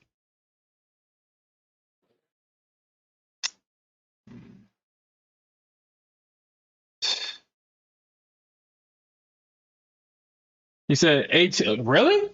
Shit. Hey, that's all. Yo, all I need is 5 micro contracts. That's all I need. That's all I need. And that's only coming from Top Step X, right, Super Freak? That's all I need is 5 contracts. I don't need no more than that. We've made $800, $9,000 with 5 micro contracts. We've done that. Man, NQ, you ain't had to do.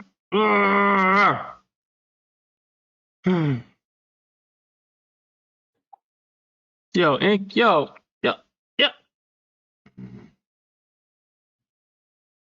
You heard it from the mods in Discord? Dude, NQ.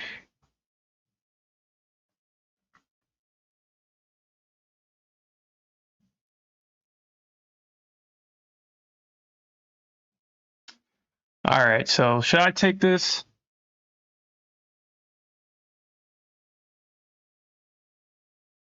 Okay, so I bought, right?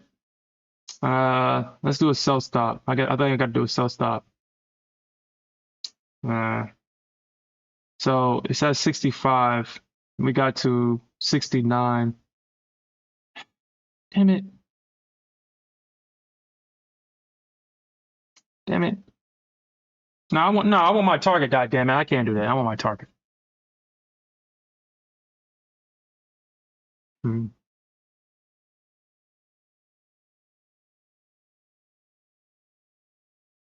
Because I think this goes past this.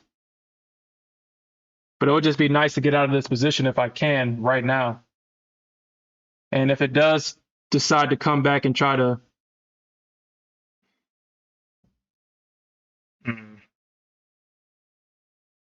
shit.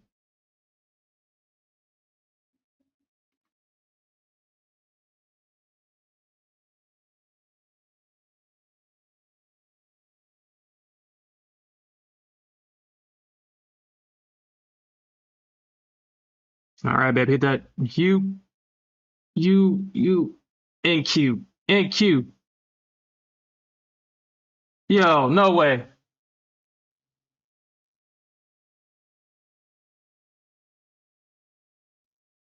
Yo, all right, okay. Top Step X with that Order bullshit. filled. Okay. All right. Okay. I think this low is good because I'm thinking that we actually go all the way up to 308 actually. I think we go to 308. So I think I'm gonna put this at 300. Actually, I'm gonna put this at 290 because I already know how the NQ goes. No, no, no, no, no, no, no, no.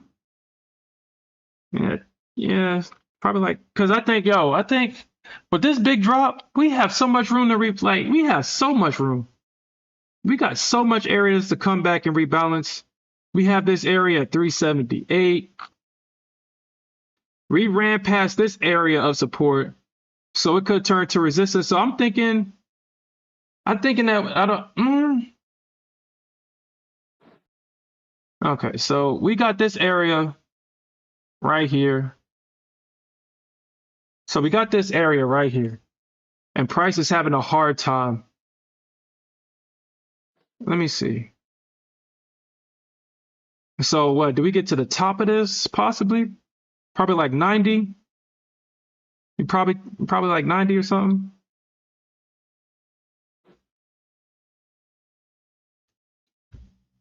So we got this range right here. We can possibly get right here, like the 90, 86. I do got 83 on my chart though.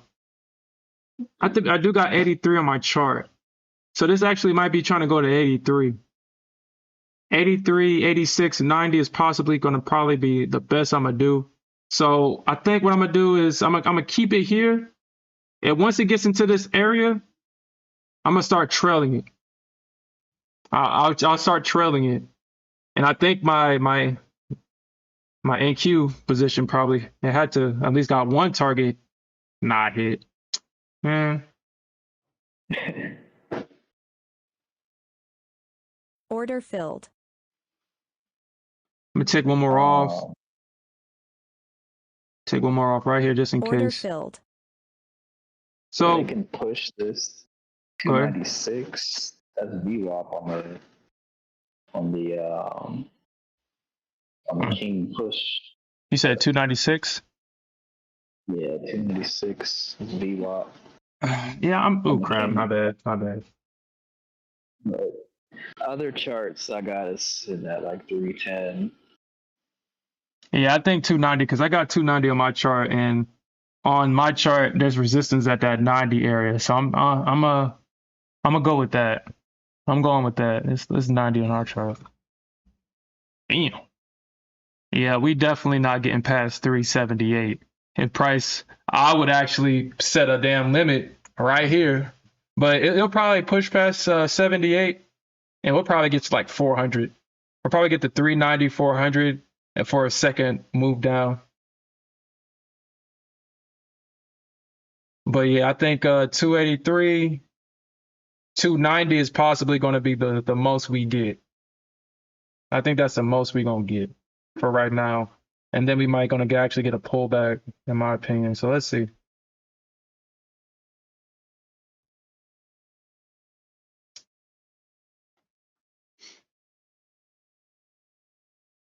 So where are we at? Right here?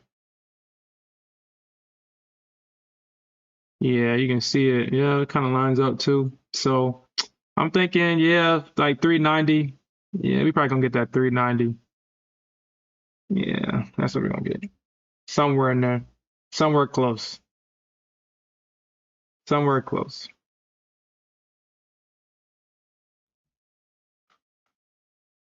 All right. But should I close this position out? Is the question. Should I close this position out? Hmm.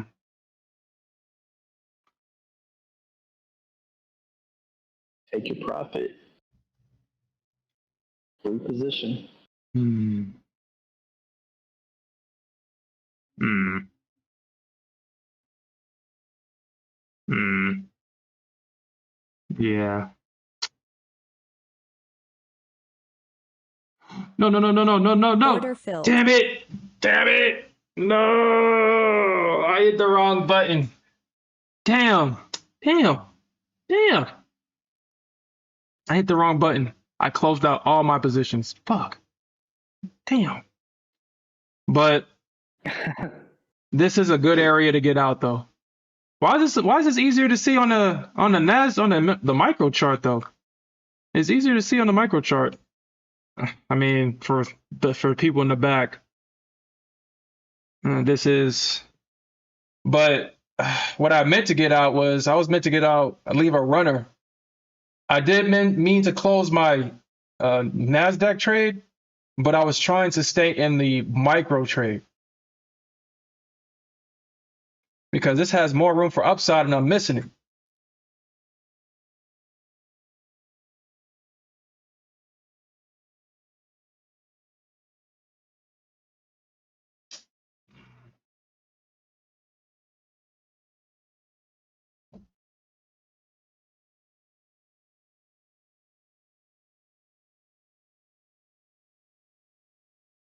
Yo, MP3. So MP3 said that at Blue Sky, they said that you lose your account when you hit the daily loss limit and not the maximum drawdown. Yo, that's crazy.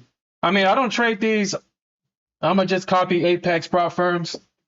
Not bad, but I mean, if you can't even be original and you're just copying the king, well, shit, I might as well just do business with them.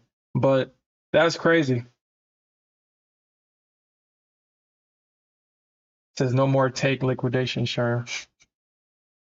Because y'all know I'll do it.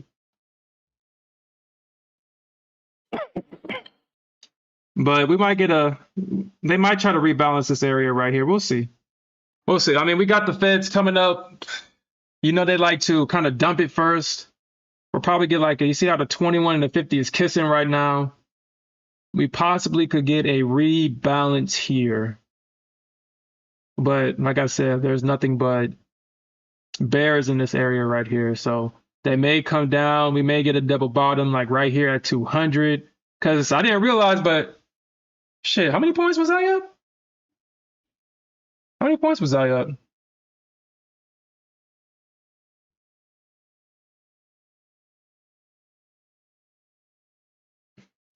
So I was in at 218. So I was up like 50 points. 50 points or something like that. So I was in the 218. Yeah, so I was in like 50 points, 50, 60 points or something like that. I got $1,800 on that play, so more or less 50 points on that.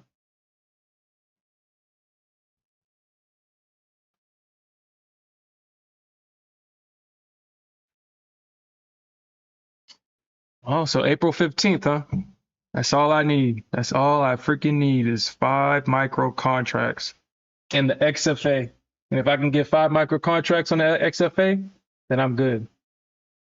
I'm good. I don't need nothing else. And we spoke about this last year. I told you that Top Step X was only going to make this exclusive to their platform to incentivize people to use them as a broker. It was just the smartest business thing to do. It would have been foolish for them not to do it. Completely foolish. And great business minds think alike. That's exactly what they're doing, and that's exactly what they did. But let's see if they do it actually first. With April 15th come around and they do or don't do it, because you did say that it was a mod that said it. They didn't officially say it, but you said a mod said that. So we'll see. We will see.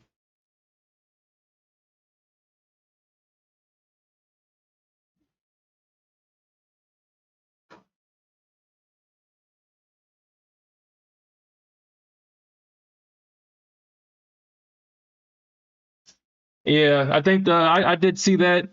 They said that was going to be part of a scaling plan. So you need to have at least a certain amount of money or something in an account to add additional XFAs. They need to get with the times, man. I mean, yes, protect the traders, but at the same time, your customers are gamblers. We don't want to be protected. We just want to gamble and win. That's it. Ah, man. Ah.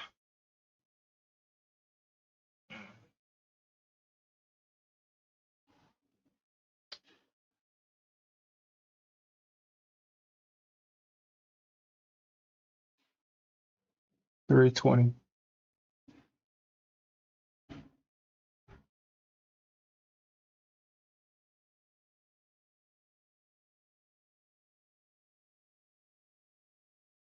Yeah. Yeah. That does make sense, Alfred. And we'll see, because I understand that MP said that. And I'm not calling him a liar. I'm not calling him anything. But what we all know that he is a businessman. He's a CEO of a prop firm company. I just don't, I just find it hard to believe if it was something that they were capable of doing already, that they wouldn't have done it if that's not what they wanted in the first place. I just find that hard to believe, because every other prop firm has done it except Top Step. So I'm assuming that this is something that they want. It's one of those rules where, okay, if the trader over leverages, then the company wins, because you're kind of put in a situation where either you have to start with 2 micro contracts or you're going to start with 2 minis, and we all know what we're going to choose. We already know what we're going to choose, especially if you're in a funded account. Your goal is to make that payout. You're going to go straight to the minis, and you're going to over leverage. You're not going to manage your risk correctly, and with only one mini contract, you would have to be super patient to get out at your target, do that consistently for 5 days, and then get to payout. And as easy as that sounds, as traders, we all know that that's not easy. We all know that, especially if you trade the Nasdaq, this bitch is crazy. She does stuff like this just randomly. Now, This P is crazy. I mean, we all know this at this point. I mean, she traded through 3 support areas with a straight knife. No price action, and she did this in pre-market. 3 support areas, just like, think about that. She traded through 3 with no price action, just a straight knife. Yeah.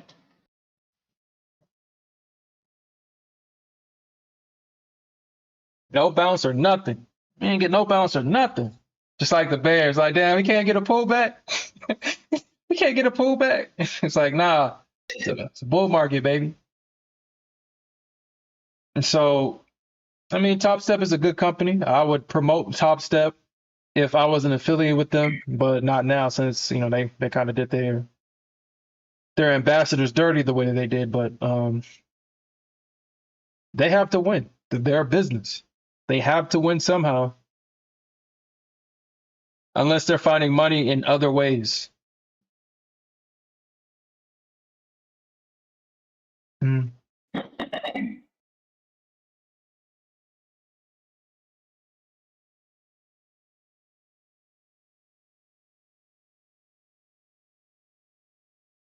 Yeah, that does suck that they don't have that. That does not. Yeah, that does suck. I mean, from let me show you my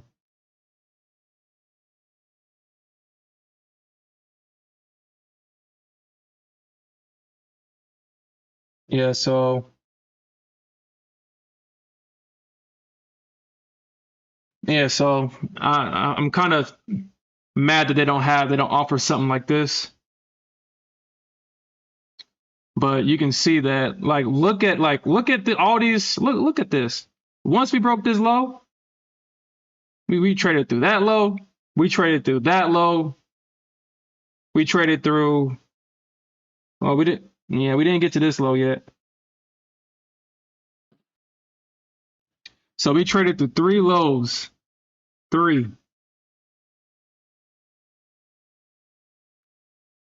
And shit, who's stopping it? Well, there's possibly buying, like, what? Oh, this is ES. I was like, dude, what the hell? This is ES. Like, what the hell's going on? All right. So yeah, ES is going, man. I should have stayed. I should have stayed. No, AQ, come back. Come back. AQ, I didn't mean to get out.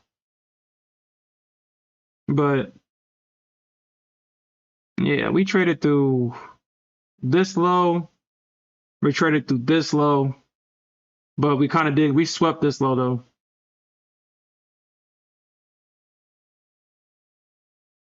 And we found support like somewhere in this area right here.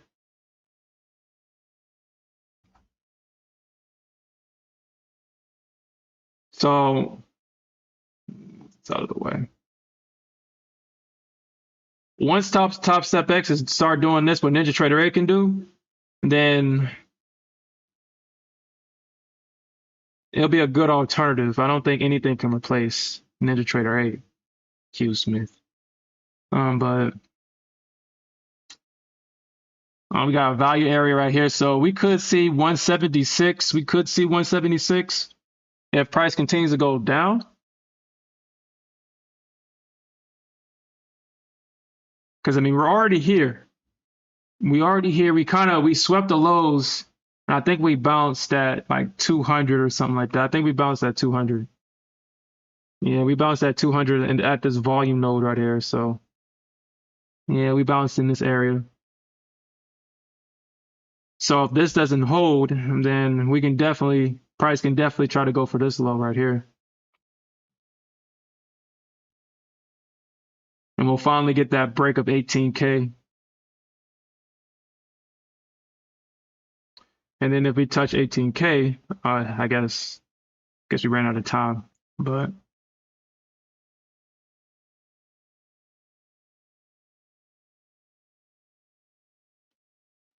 because I'm telling you, man, they're gonna pump this shit on non-farm. Yeah, dude. Yeah, I share that with you.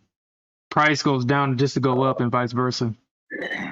Wins in FP Friday, and then we got Powell tomorrow too. So this actually might be a short opportunity right here. This actually might be a short. Actually, you know what? No, I mean, I don't feel comfortable going short. I'm not gonna lie to you guys, but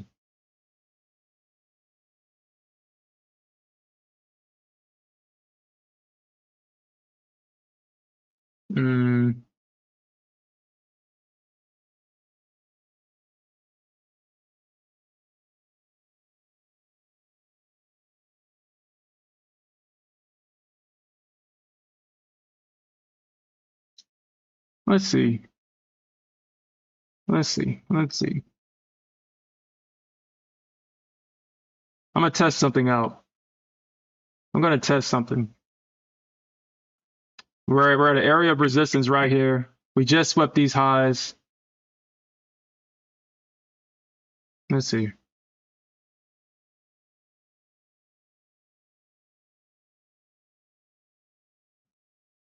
Let's put that right there. Let's see.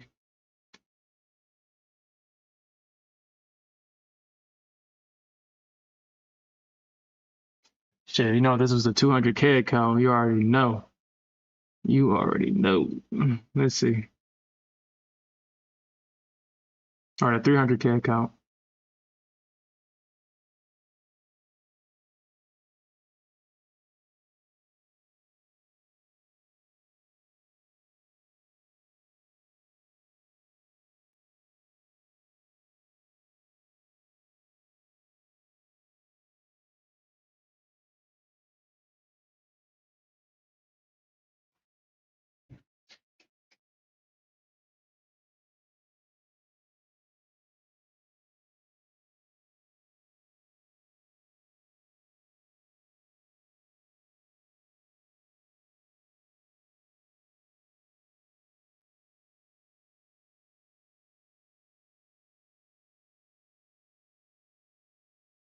This actually might.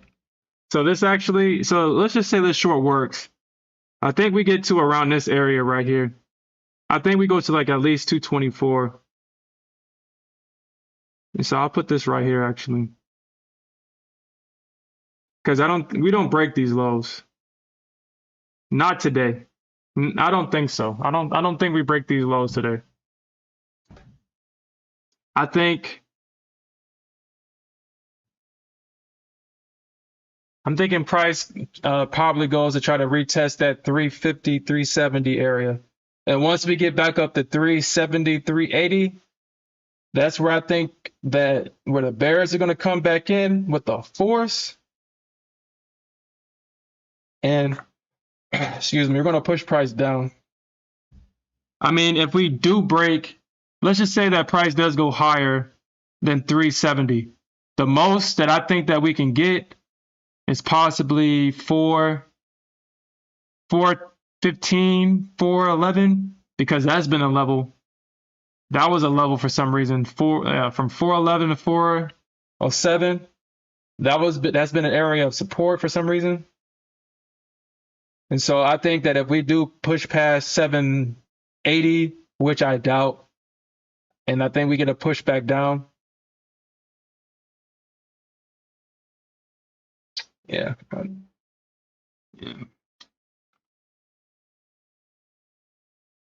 Yeah.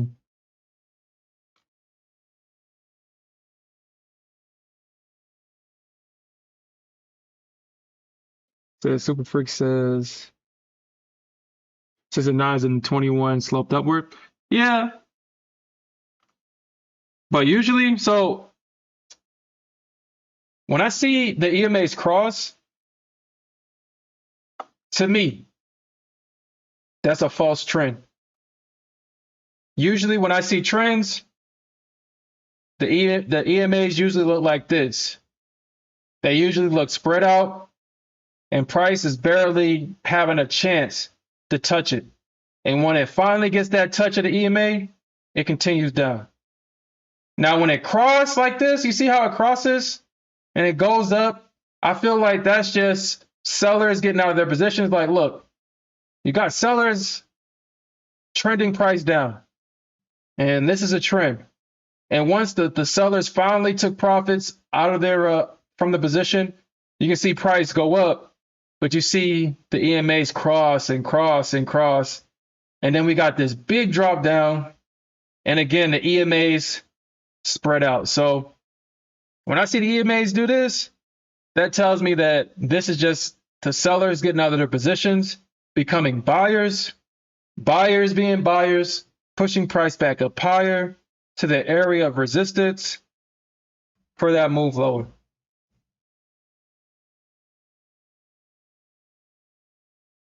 Says head and shoulders, yep.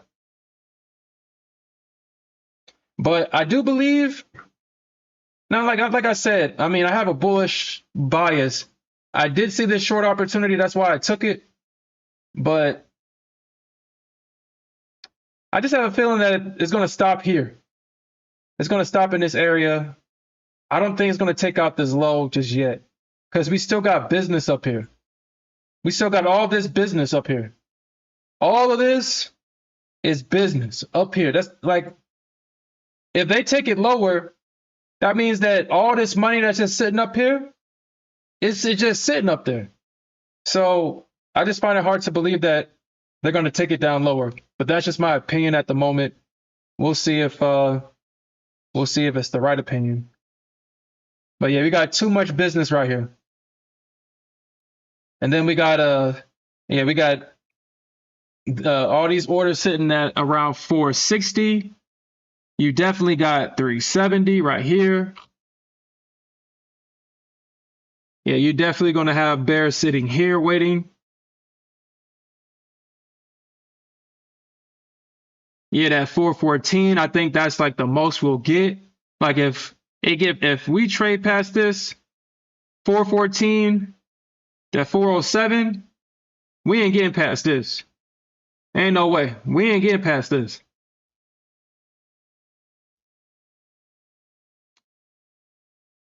So this area right here is where, go ahead.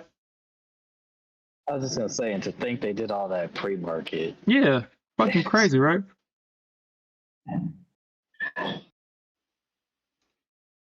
Yeah, so this area right here is my area of resistance that I don't think the bulls are going to be able to get to trade through. We might get past this one, but I think that if we get to here, we're going to get a retracement, and then we're going to probably get a push up, but they ain't getting past no 414, 420.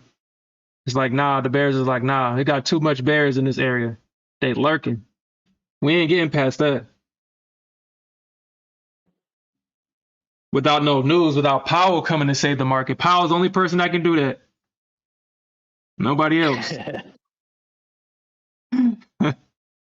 Powell's the only one. He has the power.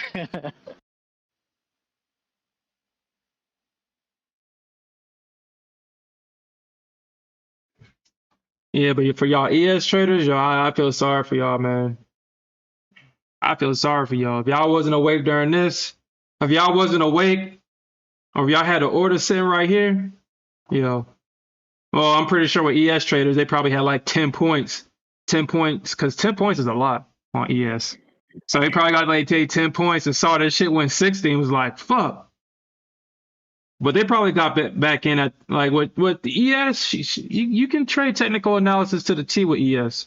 She breaks a low, she's not getting past up there. She's not trading past any technical structure.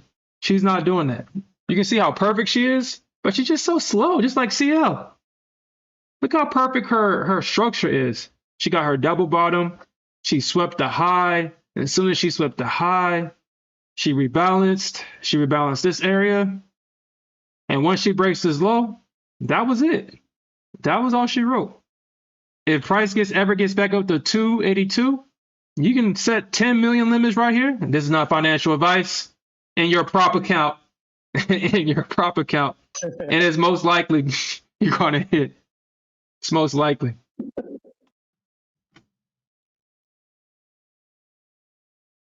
That's if price ever gets back, but shit. That's a big move for the ES. ES is going to need some news to recover this shit. That's devastating for the ES.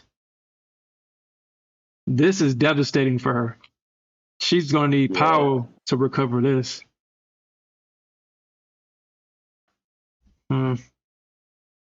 Powell. Yeah, she's going to need Powell to recover this. He says Alfred said 10 points on ES is like 50 points on the NQ. Yeah.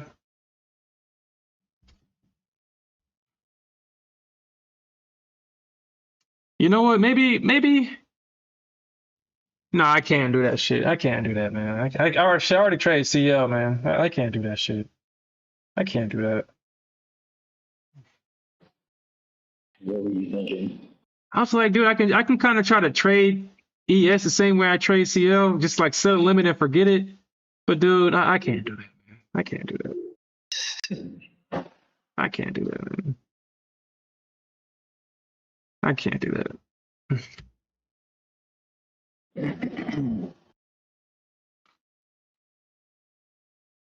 I can't do that, man. I can't do it. I can do it. It's just that my mind would just be thinking about because I was having a dream last night that I was in a position, and I think I don't know if I was or not. Or I thought that my limit got hit, and I was like, "Yo, my short from my NA meeting last night, it got hit," and I was dreaming about it. Trying to wake up, that shit was nowhere close. Well, like I said, I was 10 points off. I was 10 points off. But dude, if I was in that short, you know, CL just kept pumping up. Fucking CL, man. I can't even get a good entry with CL. He said no, why short?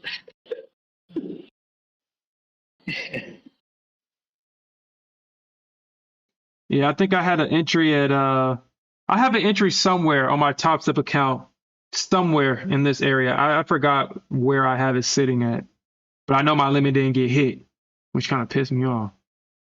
And I did this. Mm.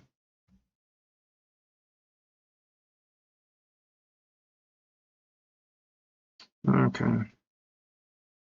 So your boy is up. So I guess that short was real. I guess it was real. So I guess if y'all took this short, even if it wasn't even a perfect entry though, it wasn't even a good entry. So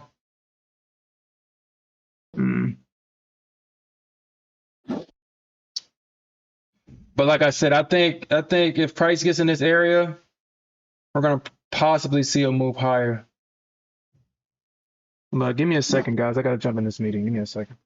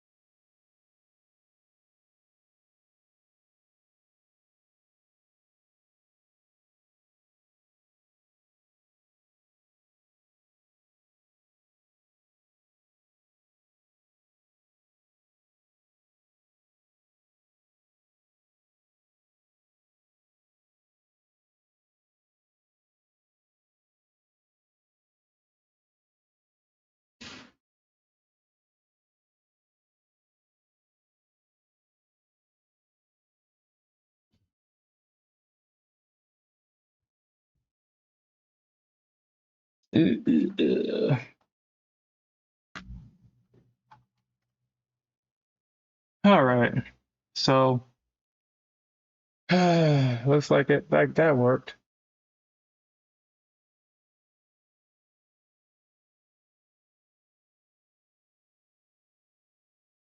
Yeah, I think this actually might be a good area to go long. I'm actually thinking that it might actually be a good area to go long.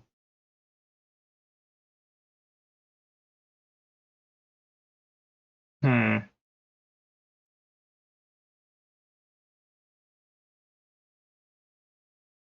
Actually, no. No, that's not. It's actually not. This is not. This actually no. No. No. We probably still got some more room for downside. The reason I say that is because price is above, or the 50 and the 21 EMA is above price, and it's a slope downward. So this actually might have some more room for downside.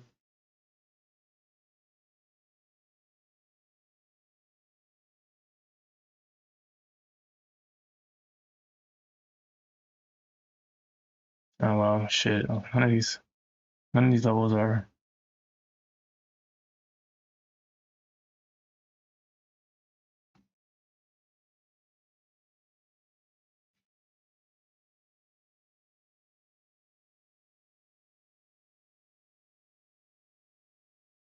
All right, so let me see. Let me see.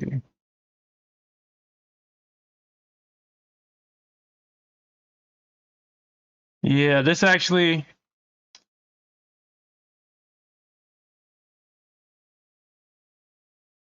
So it can either do one or two things. It can stop right here, which I don't know, man. I just don't see it. The structure is now to the downside. The structure is now to the downside. Hmm. So this is what I'll do. 92, 90-ish.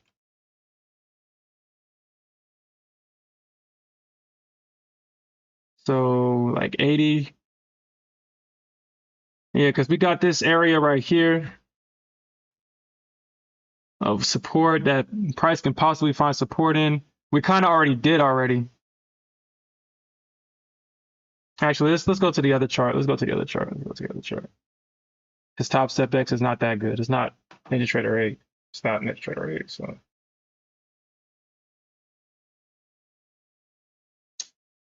okay, so let's leave that right there.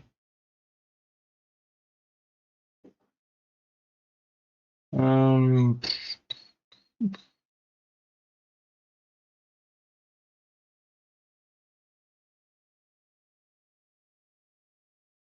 yeah, so we got this range right here. You got this range. Price could possibly try to get down here and tap into this area of support right here. We can possibly see 180. We can possibly see 180. If it doesn't bounce at 200, we can see 180.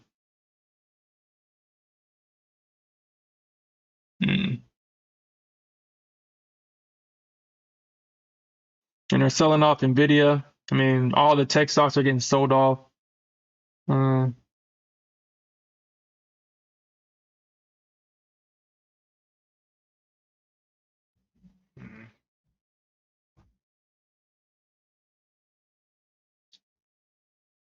all right, so let's see. Let's look at this. Let's look.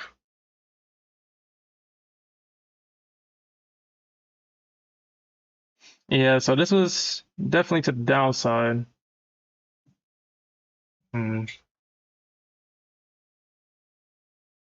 But like I said, they may find support here, but we just don't know.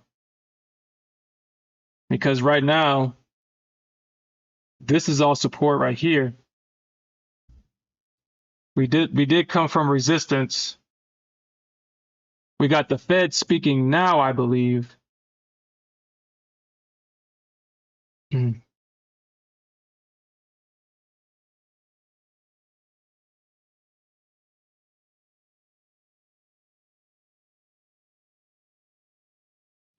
Hmm.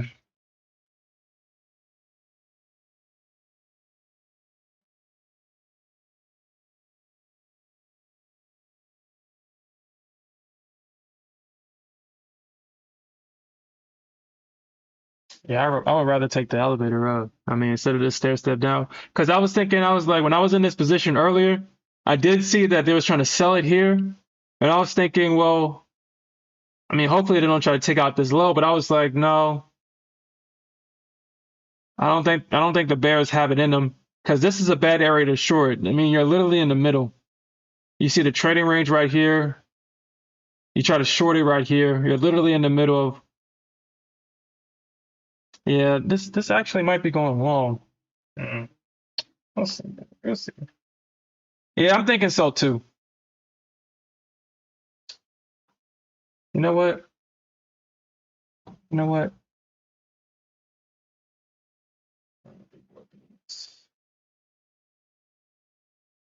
You know what? Let's do that. Because I don't think so. I don't think so.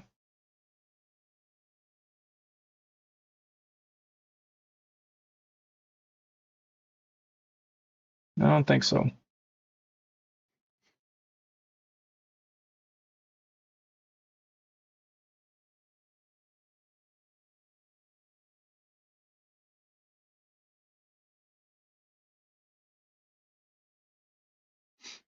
Let Top Step really fuck up and give me 5 micros.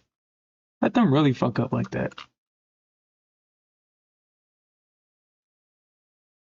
Order filled. Okay.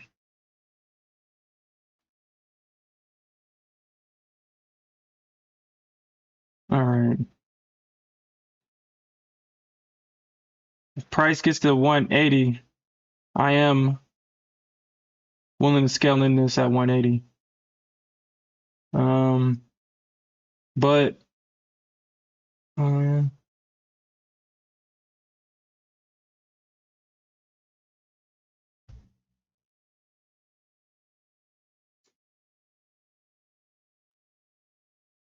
hmm.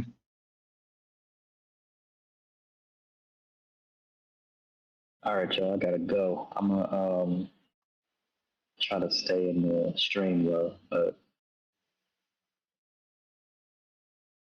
Okay. All right. Peace out. all right, later. I think I'll put this at shit 90. Nah.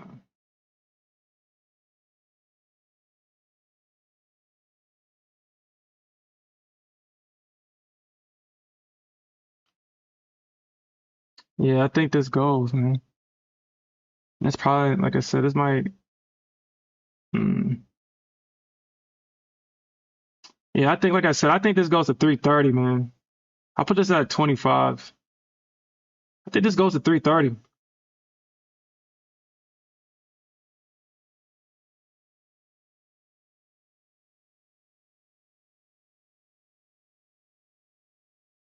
No, I'll put this at right here.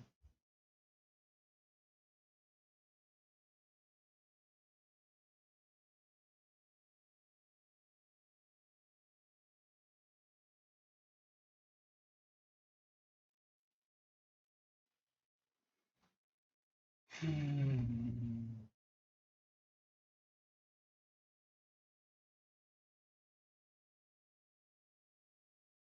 Order filled.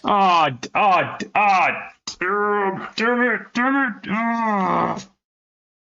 Oh.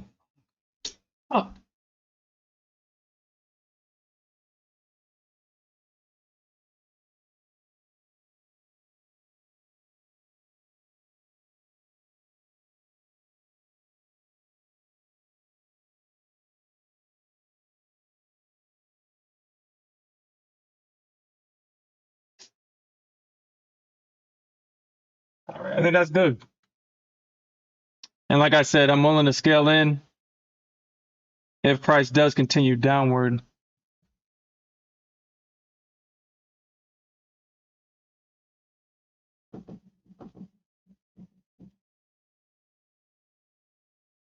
It's higher, higher, higher, low. Yeah.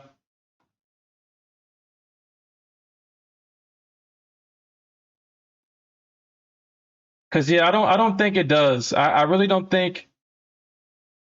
Actually, I keep doing this like I don't got Ninja Trader 8.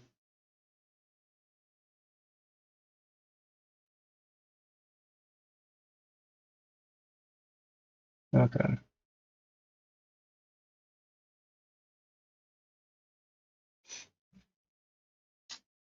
We might get one more push down. We may get one more push down into this area right here. May get one more push, but for right now,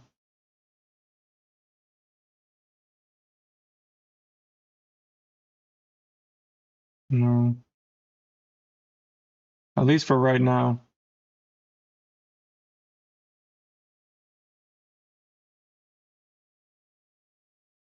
And that's not really the correct way to do it, honestly. The correct way to do it would be this way.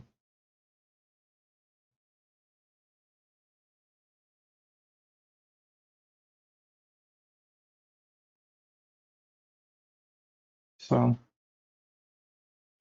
yeah, we can possibly see, yeah, right, probably at this low, at the bottom of this trend channel. Because we got to break out. So we got to break out. So the bulls are going to probably try to take it right back in here. And honestly, I think right now, if I'm not mistaken,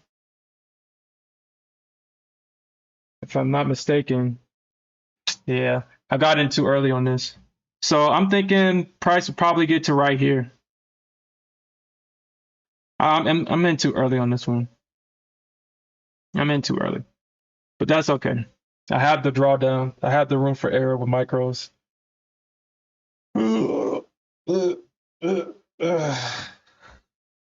Because we got this person speaking, whoever this or William speaking.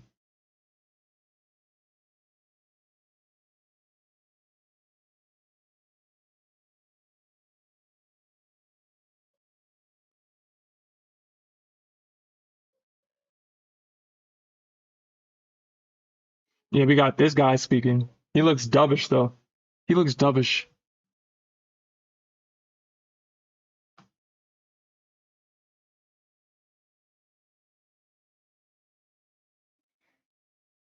Okay. So then so is that 11:30?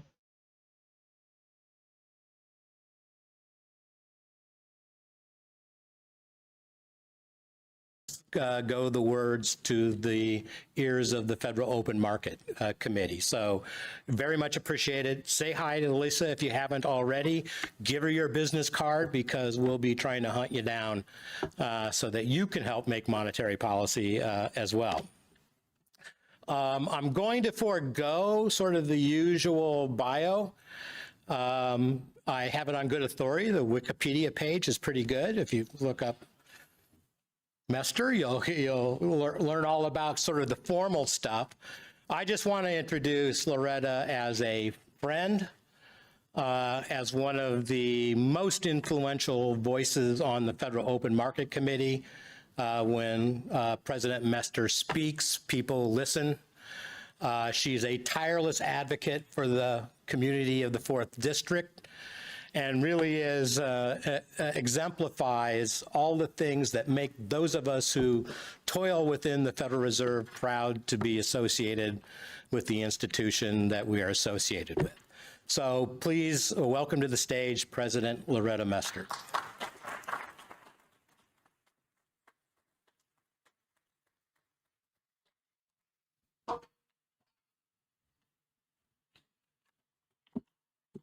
Well, that was a wonderful introduction. Thank you very much. And thank you very much for pointing out the important work going on in Northeast Ohio. I agree with you totally. This is a great place. There's a lot of good activity going on. It's an exciting place to be, and not just this weekend with the things that Dave pointed out, but there's a lot of really good work going on. And the Federal Reserve Bank of Cleveland is really proud to be part of it and to help sort of further the work and the inclusivity of our economy. So I'm really appreciative. And it's a real pleasure to welcome you into the bank. You know, it's great to start having events after COVID and bringing people into the Federal Reserve so that we're less enigmatic and people can see what we do. And I really appreciate it. And for all of you who are on our Beige Book contact list, thank you. And for others who haven't joined us yet, we do welcome your insights, because it really does help us make monetary policy. And I can't say enough how appreciative we are really hearing what's on the ground, what's going on Main Street, what's going on in our communities. It really helps us think about the economy, what's to come, and making sure that we're setting monetary policy to really foster a strong economy for everyone. So thank you. Dave and I go back a long way, as he said. Perhaps I shouldn't even be pointing that out. But we worked together when we were both research directors. Dave was at the Atlanta Fed. He's still at the Atlanta Fed, and he was research director there, and I was the research director at the Philadelphia Fed. So we got to know each other pretty well, working on many things in the system. He's a first-rate economist, so I know I have my. I know he's going to give me a great moderated discussion, and he's going to keep me on my toes. So thank you, Dave, for that. Now, before we get into the question and answer portion, which is the fun part of the day, I thought it might be helpful to frame the discussion we're going to have by offering a few brief remarks about the economy and monetary policy. And I'm going to start by reminding everyone that what I say today, both in the prepared remarks and also in the conversation, will be my views and not necessarily those of the Federal Reserve System or my colleagues on the Federal Open Market Committee. So let's turn to the economy. So substantial progress has been made on inflation since inflation peaked in 2022. And that peak was in the range of 7 to 9%, depending on how you measure it. But if you look at where we are today, even though we've made progress, inflation is still above our 2% objective. PCE inflation is now running about 2.5%, whether you measure it year over year or whether you measure it over the past 6 months annualized. And core PCE inflation is running about 2.75% measured year over year and near 3% annualized over the past 6 months. The monthly inflation readings for January and February came in firmer than the readings over the second half of last year. And I think they're a good reminder of what we already knew, that the disinflation process won't be a smooth path back to 2%. Now, in my own view, I don't think the inflation picture has changed very much since the start of the year, because I'd already thought that the pace of disinflation would slow down this year. I continue to think the most likely scenario is that inflation will continue on a downward trajectory to 2% over time, but I need to see more data to raise my confidence. Some further monthly readings will give us a better sense of whether the disinflation process is stalling out or whether the start of the year readings reflect a temporary detour on the downward path back to price stability. I don't expect I will have enough information by the time of the next of the FOMC's next meeting to make that determination. Now, a remarkable thing about the disinflation is that it's occurred in the midst of strong labor markets and economic growth. While the broader tightening in financial conditions over time has led to some moderation in the growth of output and employment, both have remained stronger than expected.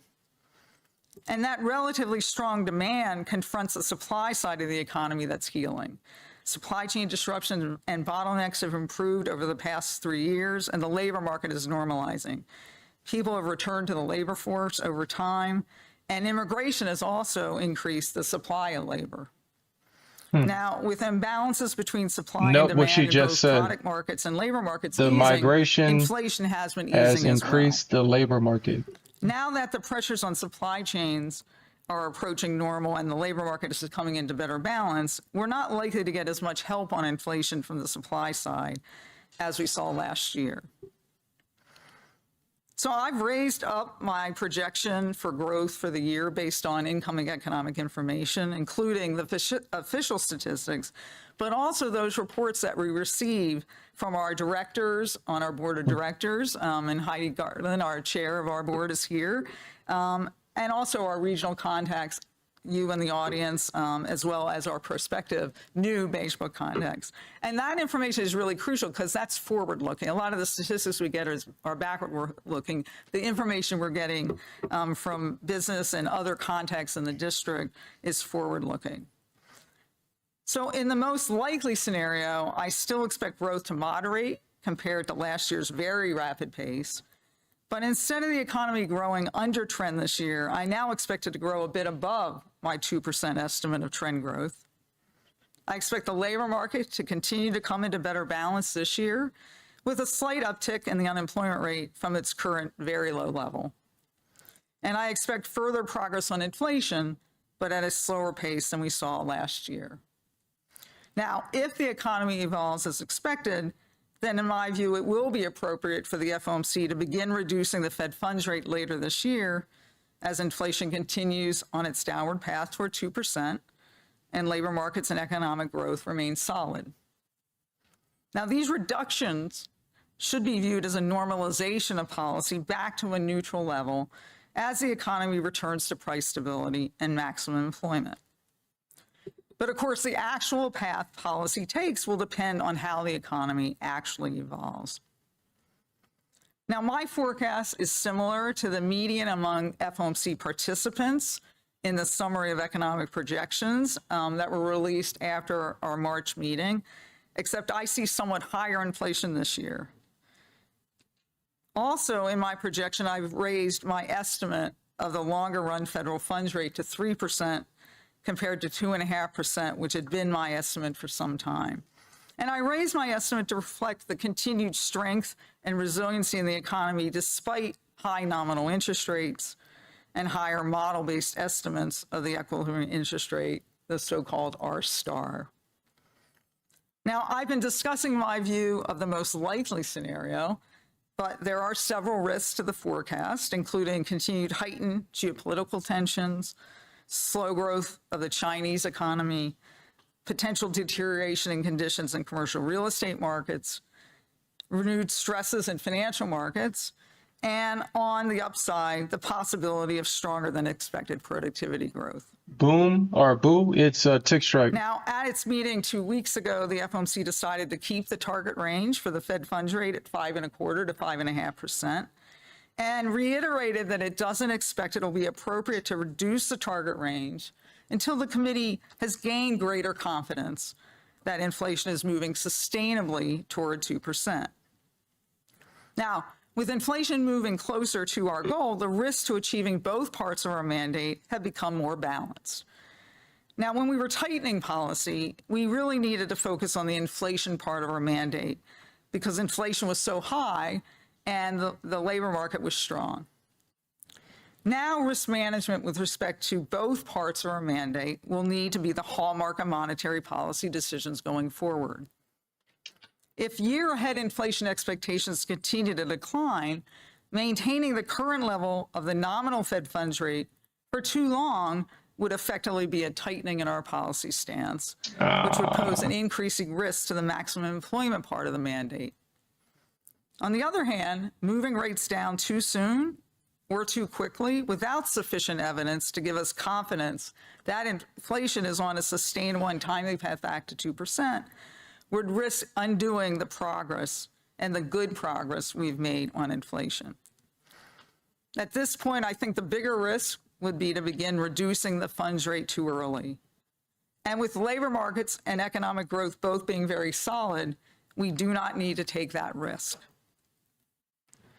Now, our current monetary policy stance puts us in a good position for managing risks that can manifest themselves on either side. If labor markets deteriorate, we can move rates down sooner and more quickly than in our baseline.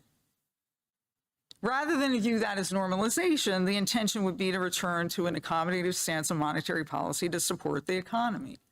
On the other hand, if inflation appears to be stalling at a level above our goal, we can hold our restrictive stance for longer than in the baseline. Now, in contrast to where we are now, our policy was not well positioned when we started our tightening cycle because the policy rate was so low and inflation was moving up persistently. we needed to raise rates fairly aggressively. At this point, what we're trying to do is to calibrate our policy well to economic developments so we can avoid having to act in an aggressive fashion. And indeed, if the economy evolves as I expect it to in my baseline forecast, I anticipate that we'll be able to move rates down gradually as inflation and inflation expectations move down, allowing us to continue to manage the risk to both sides of our mandate. But let me reiterate, the actual path of policy will depend on how the economy actually evolves.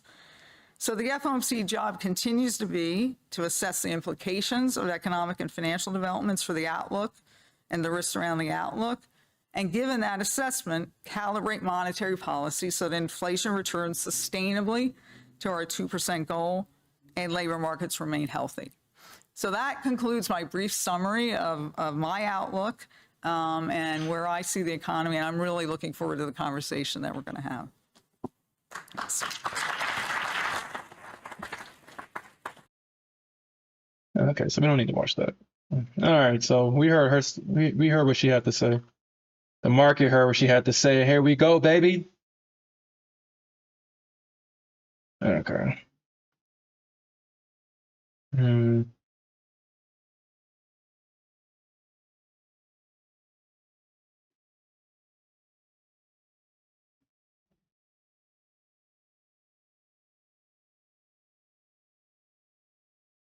But I think I need to actually get out of this position, actually.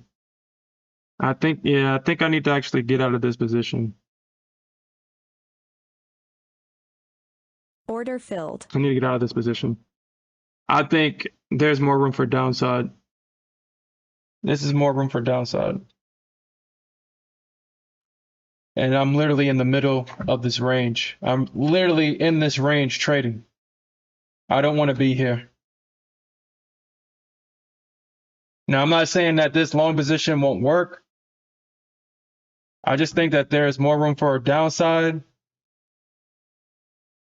And I don't want to be in a range. If I do get in this position long, I want to get in around this low, around like 190 and possibly 180. Now, if you're in this long, this may work. I'm not saying it won't. But my risk reward doesn't work out if I'm trading in a balanced area. So I'm just going to wait for it to move outside of balance. And that's where I'll make my trade. Yeah, don't diddle in the middle, man. Don't diddle in the middle. Okay. All right, everybody. I'm in the stream here. I appreciate those that came out. We saw our boy Smith killing it yet again. Killing it yet again. And with Smith getting his payouts, like I said, my goal is to be able to transfer this information to you guys. That's my goal. I mean, I got my entries down. My entries are pristine. My exits, I still need to work on those. And I need to actually just be more familiar with patterns. I think I'm showing you guys that. I'm working on that. And right now, the Discord IPO is at $39. That's cheap. Y'all invest in that. You know it's going to go up once we get this system transferable to other people. So that's a good investment. So that's how I'm going to see this. Because once I get this system down packed and we restructure the Discord, because we're going to add, or I'm going to add educational content to it. I'm going to provide a lot of information in that Discord. So right now, that's why we're not promoting it. There's a lot more work that could be done to it. But the invites are still there. And right now, it's real cheap. So it's in the description. We're going to restructure the Discord. I'm actually going to probably combine. I'm probably going to turn the daily NA meetings into blogs, because yesterday, man, this was almost spot on, dude. This was spot on. I had my limit sitting right here at 25, 24. Had a limit sitting right here. I just missed it by 10 points. Missed it literally by 10 points. But yeah, this was so I think that's how I mean the NA meetings themselves have been evolving. I've been getting more comfortable with sharing my insight with people, or not people, but just sharing the insight and being able to articulate what's in my mind and put it in a video. So they're getting better. The visuals are getting better. Obviously, I stopped doing for CL because I don't think nobody really cares about CL, but I have started doing it for ES. And just like NQ in this situation, I was off by 3 points. I was off by 3 points in this, so I'm gonna start doing this. So right now with ES, if you're an ES trader, price is in a range. We did take out this low. So honestly, price has to take out this high, which I doubt that it will do. I doubt that it will do. I mean, I think we need to break down lower for that push up higher. But then we do got VWAP here. So even if it does break this high, I don't think it's getting past 253 on ES. But like I said, man, I think this is it. I think we've had this obviously this big move down. So we had this bearish move down and it's consolidating in a range.